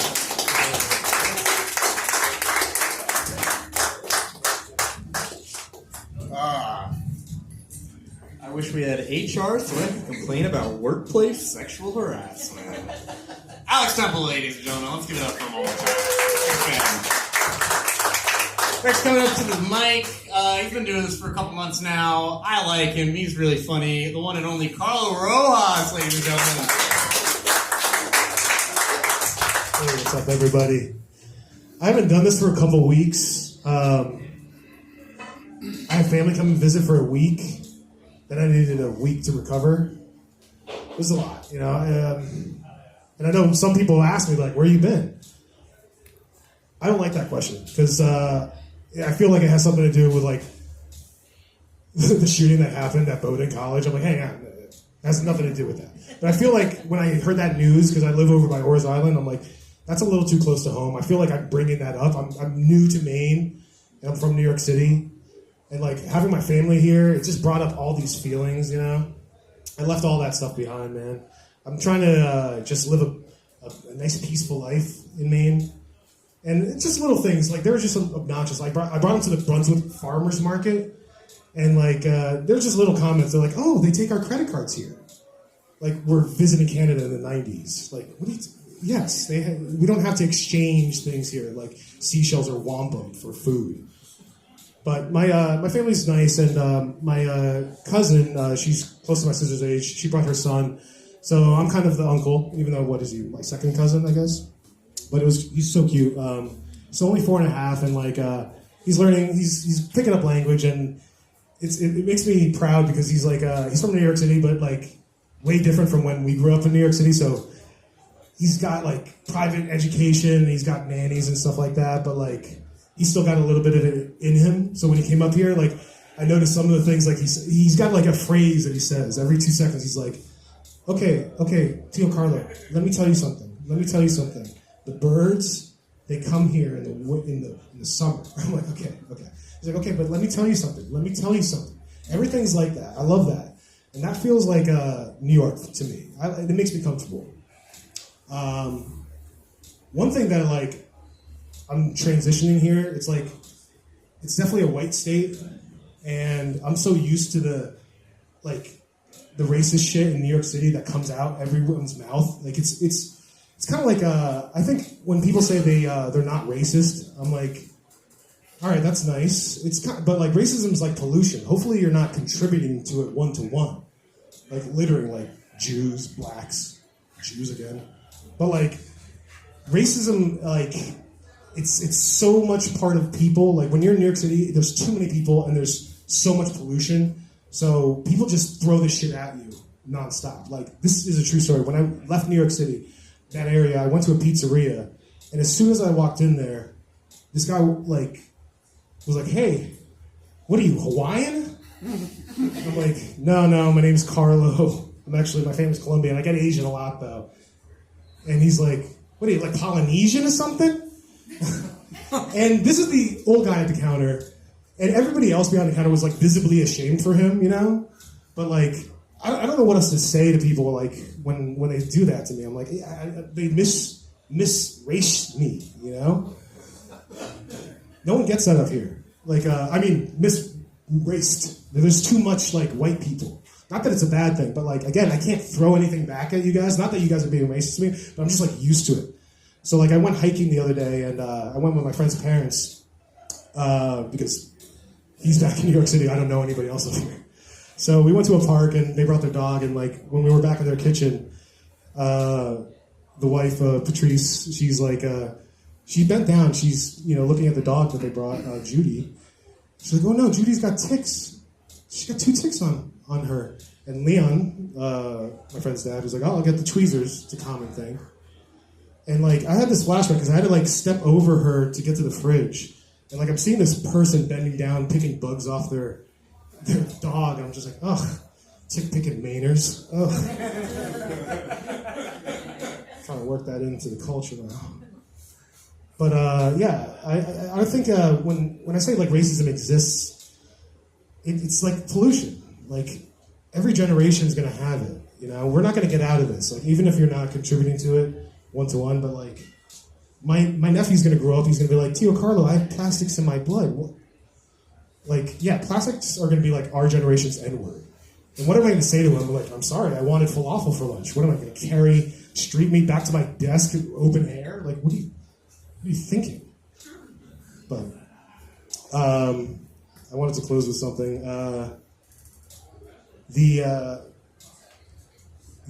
Sorry guys.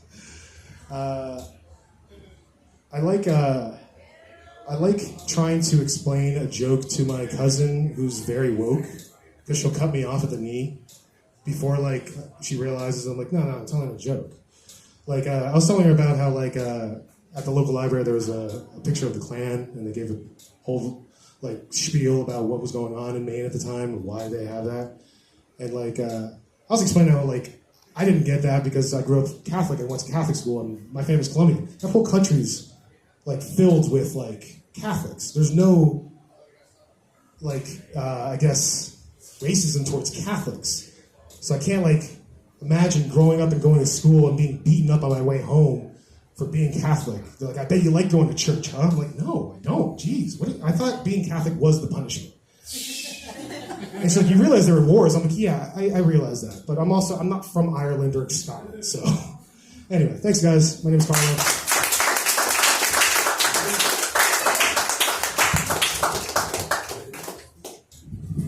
Very funny Native American Steve Carell, ladies and gentlemen. The good old Mexican Peter Parker over there, ladies and gentlemen. All right. Native Steve Carell's funny. Anyway, we're going to keep it going with... shit, that hit me in the nose. She's another host for the Free Street Open Mic here. Ladies and gentlemen, Amanda Reynolds Gregg. Keep going for Jeff, everybody. So I realized recently that I think I'm too nice of a person. And I think that's just something that happens. Like I think people mistake the fact that I'm a polite extrovert with being actually friendly in a way that makes them think I want to interact with them outside of our current circumstances that have forced us to interact. You know what I mean? And I've been thinking about this a lot, and I don't think it's because I'm like a reformed people pleaser. I think it's more that I am a former mother's favorite child, which is very similar vibes, except there's a lot more unresolved generational trauma to unpack. So that's something I'm working on. I've been thinking about this a lot, and like I'm hoping that as I grow up and like just continue to age, I'm already 35. Grow up more, no. I'm hoping that I kind of like just am able to pivot more into being more openly bitchy.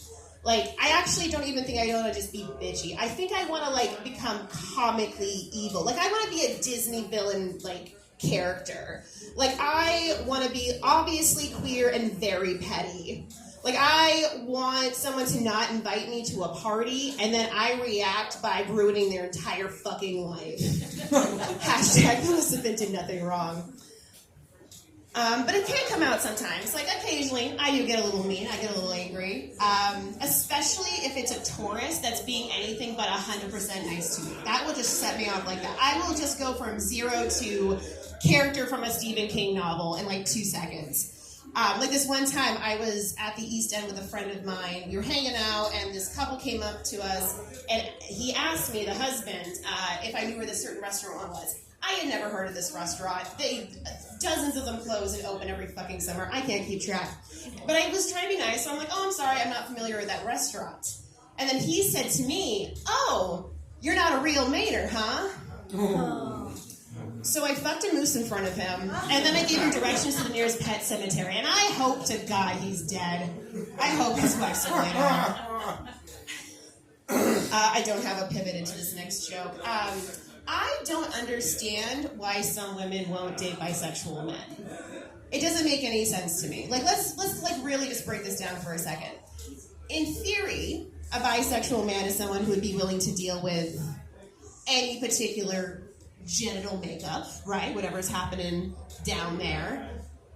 Why would you deny yourself a man with the tongue dexterity of a gecko? Does not make any sense to me. Like, the most common response, like the common reason that someone will give is like, well, what if he's actually gay? So what?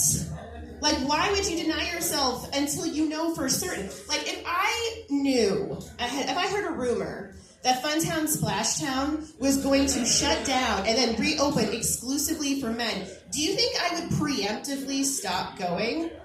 No. I would be there every day on the tilt-a-whirl, the flying trapeze, the bumper cars. I haven't figured out, by the way, what each of these rides like correlate to a sexual act, but you're a smart audience. You can fill in the blanks. Oh, what else was I going to talk about? Bisexual men are hot. We talked about that. Okay. I'll end on this. I feel like I forgot a whole section, but we're just going to keep moving. So I recently found out something interesting. I worked in an office for almost a decade. Didn't work out. So surprising. The bisexual polyamorous anarchist didn't work out in an office setting. Weird. I got a message, though, recently from one of my coworkers who told me, hey, do you want to hear this rumor about you that's going around work now? And I was like, yeah, sure, what's up? And it turns out there is a rumor at a real job that I have since got into squash porn. This is true. For those of you who are blissfully unaware, squash porn is not when you shove a gourd up your pussy the way it sounds like. It's actually when you sit on things like cakes or pies or the dreams of men, whatever. And I was really taken back by that. I was like, I can't fathom why anyone would think I would get into squash porn. Clearly, I am a gentle mommy dom with a specific niche for erotic hypnotism. It really feels like they just never knew me, I'm going to get down now. Thanks, everybody.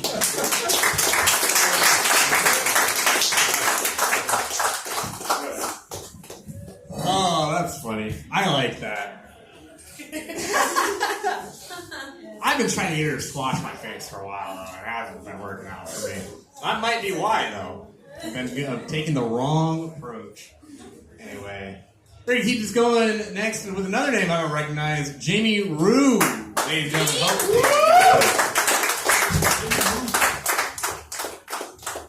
Thank you. Give it up for your host. looks like a caveless man.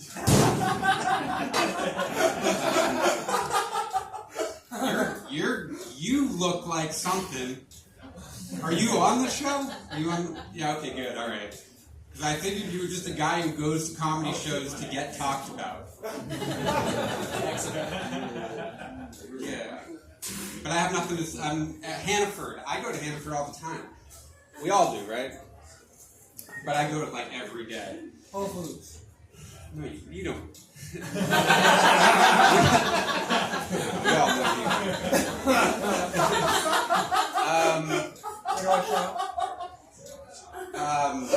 Did you plan on telling that story about that guy shitting his pants, then just shaking it out? That was great. That was funny. That's why I come to comedy open mics to get real, true stories from people, real, true people. That's what we are. We're real people. Not you. You're not real.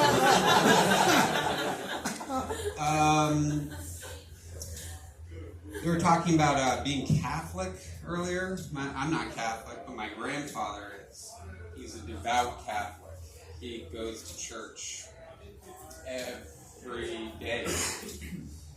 And he's been confessing his sins to the Catholic Church for more than 80 years. And recently I saw him and I said, Papa, what do you think about the Catholic Church now with all these scandals? And he said, well, I know they got a lot of shit on me.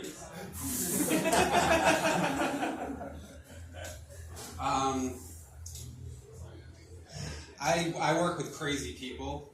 Well, we don't call them that. We call them clients. And I recently had a client the other day talking about how he was in this manic episode and he got really into guns. And he went to LL Bean and they kicked him out of LL Bean for asking to buy the rifle that Lee Harvey Oswald used. And I was like, were you joking? And he was like, no, I just thought that must be a great gun. and then he went to Cabela's and they just sold it to him. Well, they didn't sell him an Italian bolt action rifle, but they found him something kind of close. Easter just happened. You guys celebrate Easter? Anyone here celebrate Easter? Yeah. No? Yes. Okay, good. I'll continue on with the joke then.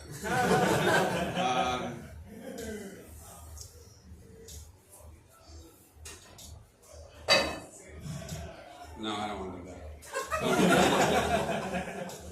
I want to be here in this moment and talk about... Wait, there was a shooting at Bowdoin College? Did you say there was a shooting at Bowdoin College? There was like 4 people died and shit. What the what? Yeah, real shit. At Bowdoin College? No, it was Bowdoin. I don't know. It's near Bowdoin. Okay. Yeah. All right, good. Let's clear this up. That's Bowdoin, the town. And then they got shot on 295. There was a shooting on 295. Yeah, I know because I had an appointment in South Portland, and I went around that section. But yeah, okay, that's what you're talking about. Because Bowdoin College, there could be a shooting there. That whole place could, because I live in Orr's Island, which is weird. We both live in Orr's Island, which is like an hour away from here. But Bowdoin College could blow up, and I wouldn't notice. There would be no change to Brunswick downtown. They don't leave. Yikes. That was, okay. Let's see. What probably, I don't know, some kind of joke. Why are you guys all here? Why, are you going up? Or, yeah, is someone... No. We were just here to watch. You guys all were just like, we're going to go to an open mic comedy show as a group. Yeah. That's awesome. Yeah. That is awesome. I think that's cool. I won't waste any more time. I'm going to lie. Thank you.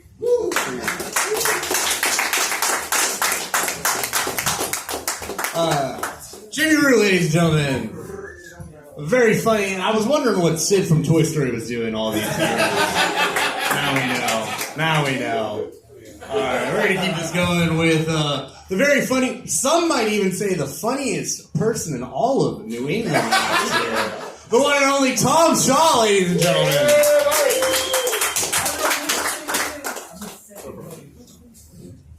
Yo, how's it going? Appreciate you guys sticking around. This is awesome. He's right, I am the funniest comic in New England. The competition I won was called New England's Funniest Comic, so it has to be true. Like, you know how, like, the University of New England's the best college in New England? It's kind of like that. No, yeah, so I just wanted to, like, come talk to you guys. It's mostly, like, you know, see, I've just been doing stuff. I'm sober still. And when you're sober, and drinking was a big part, if not all of your personality, you start doing things that you didn't know you would do, right?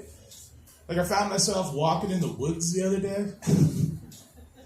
You know, if you don't have a personality or anything to talk about, you would say you went hiking. I'm not going to call it that. That's not what I was doing. I was walking in the woods. So I was walking in the woods. There's these walking trails in Kittery. Kittery's where I live. That are like the Kittery Town Forest, it's called. And there's these cool walking trails, and I'm like, I've been meaning to go check them out, but you know, I just getting out of bed. Right? So they're right down the road. So finally, I got the gumption. I'm like, all right, I'm gonna look into this. I'm gonna do that first. So I looked them up online to see is there hours of operation for the forest? I don't know. I like to know these things before I go out there. So I look it up. Sure enough, open 24 hours. Cool. Here's a fun fact about the woods. But so I started reading up on it. And they're kind of going over the history of it. And within the first paragraph, within the first few sentences, it says, and it pretty much does say this. It goes, and there's probably 12 bodies buried out there. But it didn't just say that. It said, we don't know, but there's probably 12, but definitely no more than 75. That's what it said. Like you'd think maybe some towns would want to keep that a secret, but not a lot going on in Kittery, really.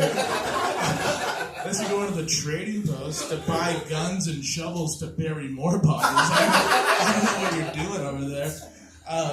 But yeah, so oddly enough, that part made me want to go check it out, more. Like I was like, all right, I actually do want to go out there now.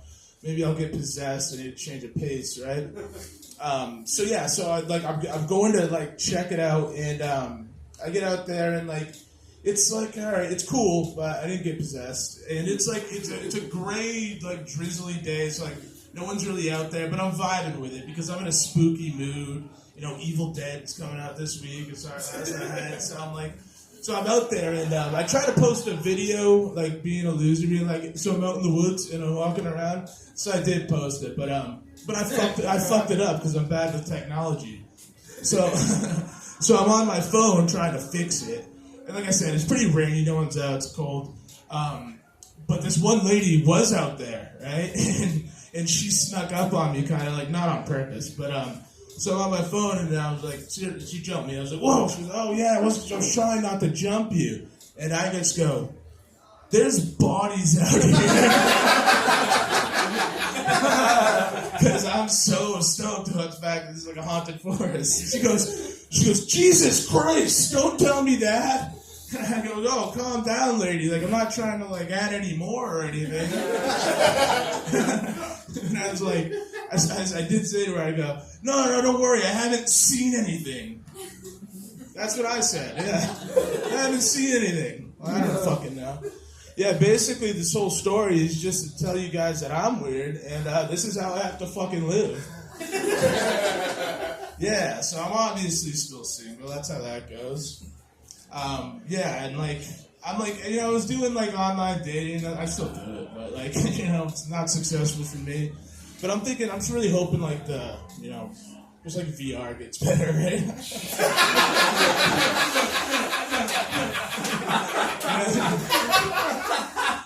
You get to that point where you're just technology's getting pretty good, so. But you got to be careful because, I don't know, it can get a little out of hand. I am ashamed to admit this, I have got into making deepfake porn.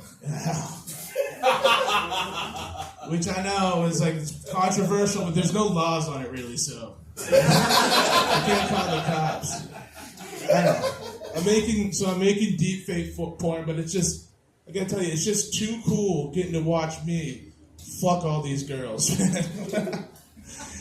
You get it?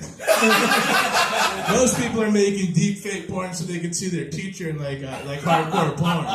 I'm putting my face on the guy. Which is fucking up my algorithm, man. It's fucking up my porn searches because to find the source material, I gotta be very descriptive of what this guy looks like. So I'm like searching in Pornhub, like, you know, just like, guy, man in 30s with dad bod that dresses like he's in 8th grade. Has low self-esteem but pursues a passion that's constantly filled with rejection, who is a good guy, throats chick or something. Alright. Well, anyway, I'm Tom Shaw. Follow me on Instagram, @ClaudiusShaw. Bunch of funny stuff coming out there. Thank you guys so much. Have a good night. Tom Shaw, ladies and gentlemen. Ooh, keep it going for Tom. Very funny, very funny. I'm a single guy too, Tom, but I'm doing pretty well recently. You look at my Snapchat. Yeah, I know. You look at my Snapchat. It's just nothing but hot Eastern European chicks just sending me nothing but nudes on Snapchat, and then their OnlyFans link. I think they're really into me. Or it's bots. But they're really into me. Anyway, we're going to keep it going up with the second funniest guy in all of New England, because he's a little bitch! Tim Elliott, ladies and gentlemen! Hey! Don't shit me. Too late. Yeah, too late. Unbelievable. Second funniest comedian in New England. Fuck you, Tom Shaw. My bestie. Fuck, I have to start with, so you just mentioned the bots, dude. I had some beautiful Brazilian women follow me on Instagram yesterday, whose name was Robert Turner. They ain't even trying with this shit anymore. Like, for a little while, they were sending me, like, hot dudes, and they were like, we're gonna get him somehow. Like, we're not gonna get him with the car insurance. We're not gonna get him with the spam calls about buying his house. He'll never own a home. Maybe Robert Turner, who looks like Adam Levine, can do it. And if that doesn't work, we'll do the Robert Turner who looks like Mia Khalifa. All right. Was that the light? Was that the light? Damn. Man, how's everybody been having a good time? So good? Yeah, man. I'm like number 19. Some people are still here. That's scary. I just came to go to a show downstairs. Gonna go see Leatherlung. But I was like, fuck, I can't just... Seriously, yeah, it's like smoke. Like, that's why I'm this fucked up right now. Like, I'm here to go see a metal band downstairs, but I can't just, not go to the mic. I'm the second funniest comedian in the world. You know? It's a high honor. It didn't even get me booked for the shows at the Porthole. You know, I'm just hanging out. No, I had a couple weird weeks. I've had a weird time. Last week my mom called me. She told me it was time to get rid of my dad's ashes. He was just taking up a lot of counter space. And she needs more room for her Hummels. But she called me very Jewishly. She was like, Timmy, we just gotta get rid of these ashes. I'm like, we're Irish Catholic, Mom. Oh, it's anti-Semitic. But I had to go see my family. We were gonna go down to Onset, Mass, where I'm from. We're gonna go see the family, and I gotta see my sister. I have a QAnon sister right now. We got any QAnon people in the crowd? Woo! Yeah? We do? Well, that's weird. I'm gay. Don't kill me. But no, me and my sister were both going through this weird Q phase, and her Q phase is before Anon, and mine is after LGBT. So we don't get along as well as we used to. My little brothers too. My little brothers are both twins. I'm one of 7. There's a whole bunch of me. We all sound like this. We all look like this. I'm the funny one. And my little brothers, They're twins, and one of them is fucking Trump-publican, man. He's like 18 years old. He's like, hey, Joe Biden, do your own research about everything. And the other one's like liberal facts. He would have been a Bernie bro, but you know, Bernie's gonna die soon. We gotta find a new one. Some people would call that a family divide, but it's like a social experiment. They're twins. You know, I'm like, yeah, you got the boosters, right? What's gonna happen to the other one? But they both they work in construction, they listen to the podcast and shit. You guys know Jordan Peterson? Yeah? That shit's fucked up. I don't have any jokes about it, but it's really fucked up. Anyways, I'm gonna get off stage. My animals are dead. Second funniest comedian in New England. Second funniest comedian in all of New England. Yeah, I'm gonna get Trump downstairs.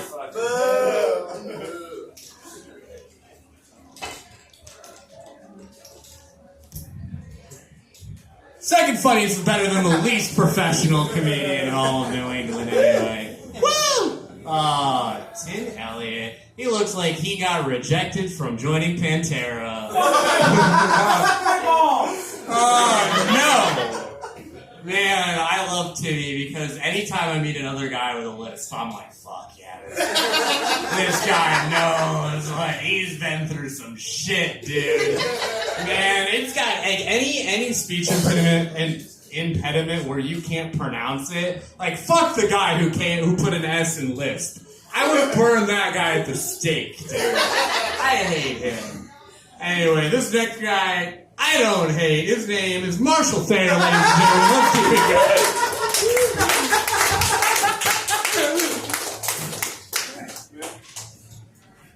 It's good. It's good you don't hate me. I don't hate you either, man. Yeah, it's all good. It's all good. It's all love.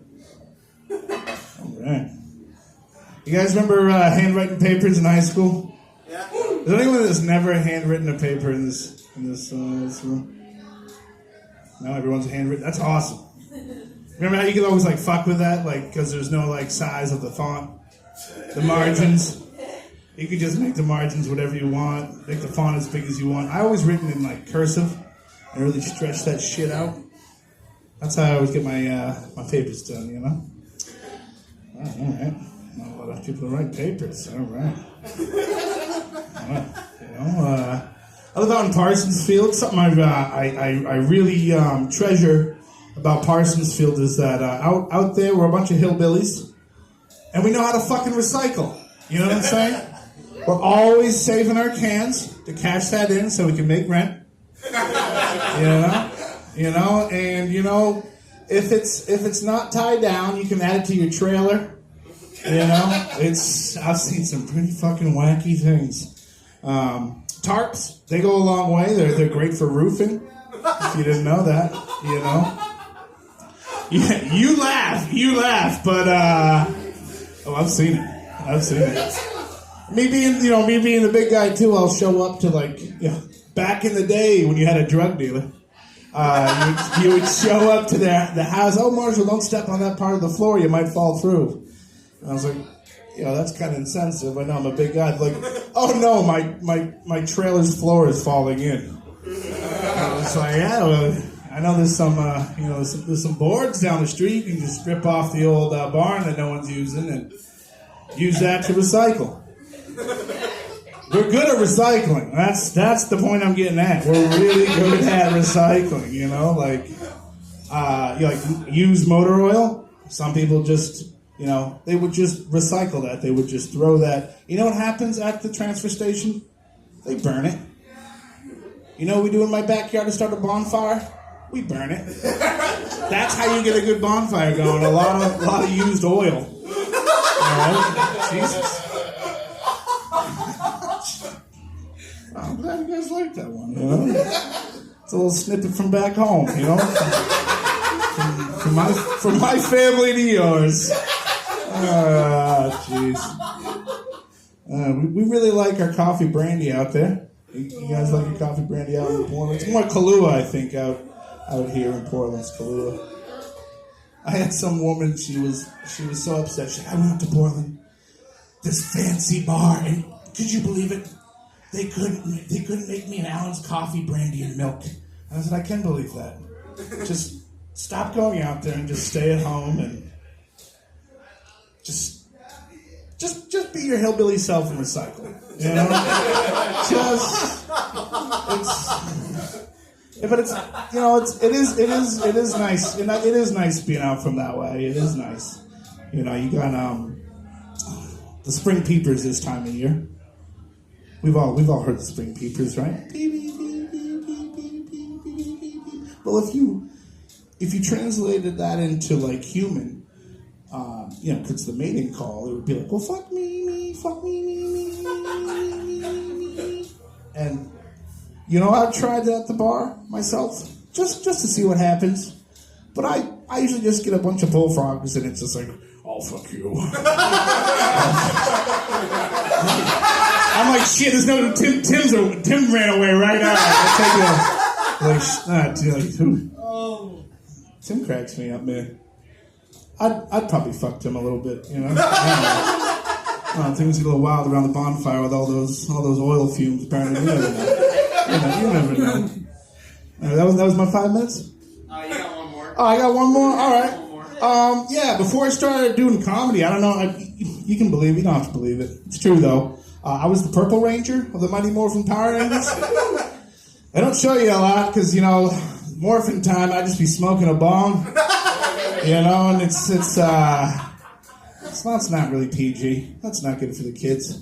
So I got cut, but I was the original Purple Ranger. So, yeah, just take that one in your note. I'll be signing autographs like the Purple Ranger. All right, guys, that's my time. Thank you. My name's Marshall Taylor.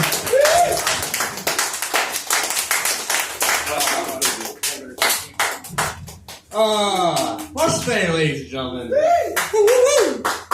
Yeah, he looks like Big J Maine Okerson. He looks like Chum Lee Maine Okerson.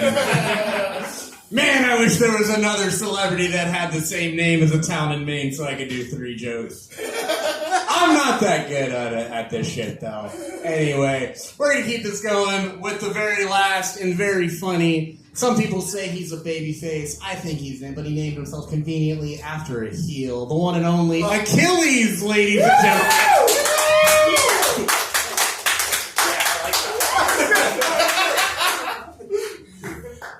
I gotta stop sitting in the front. I don't do it for attention, I just wanted somewhere to sit.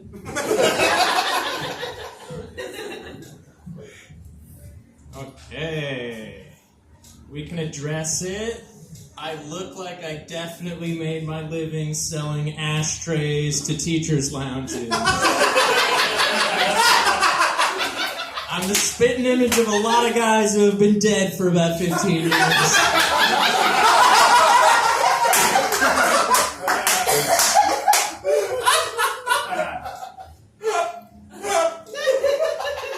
This just says emergency jokes. Oh yeah, okay. So I have a new favorite way of describing things. Strange and dangerous. It's a real good way to describe something. You know, a game maybe. That's like something James Bond would say. It's a strange and dangerous game you're playing, Miss Moneypenny. That's a very bad James Bond. But, you know, it's a good phrase. You could use that for other stuff. You know, a strange and dangerous sandwich. It's kind of sexy, you know, you'll order that. But it's very important that the words go in that order. Because a dangerous and strange sandwich, you don't want anything to do with that. And it's not James Bond that would be telling you that your game is dangerous and strange. It's more of a RoboCop kind of thing. It's a strange and dangerous game you're playing there, citizen. Okay, emergency jokes.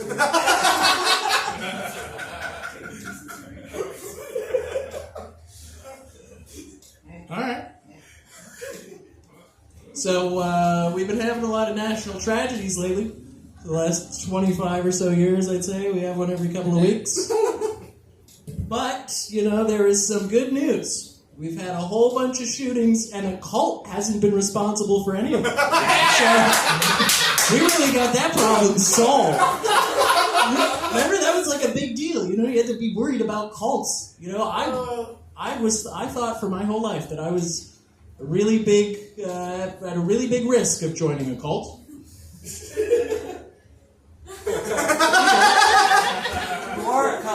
And cults, man, 25 years ago, they'd say something like, "Oh, the world's ending, and it's going to end on this particular day, and we're all going to wear tracksuits," and people would be like, "All right, yeah, that's clearly crazy."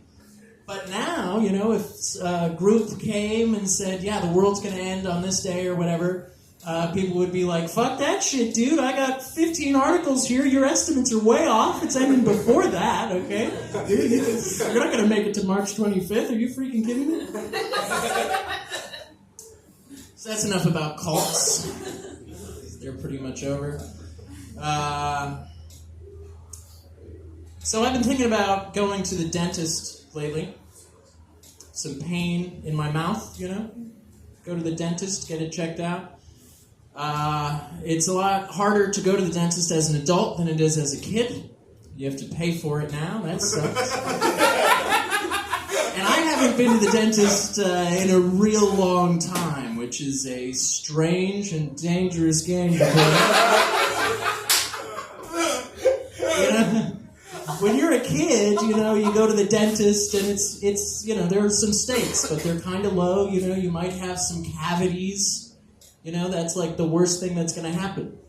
I'm 29. I'm afraid that my dentist is going to take a look in my mouth and tell me that I've been eating meth. Which makes perfect sense to me, man. I knew that Molly was made up. There's no way that ecstasy should be this cheap and plentiful. It's just meth we've been munching on. There's a PSA, I swear, there's more jokes. Bearded dragons are the basic bitches of lizards. Big reptile guy over there.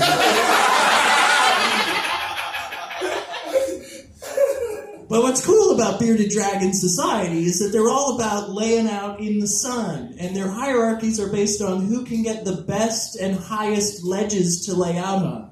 And I think as humans, there's a lot that we can learn there. If you want to get laid, just lay out in the sun. I have one more for you, okay? I've been thinking about this. Banks. They store two things. Money or sperm. That's it. We don't keep anything else in a bank. Rivers have banks, but we don't keep anything in there. I've been Achilles. Give it up for Free Street. We're open mic. Achilles, ladies and gentlemen, you've never heard of a blood bank. You guys have been great, especially y'all for not going to the metal show. Give it up for the audience members. Give it up for yourselves. And I'm going to go watch the metal show now. That's been the Free Street Open Mic. Thank you guys so much for sticking around. Good night.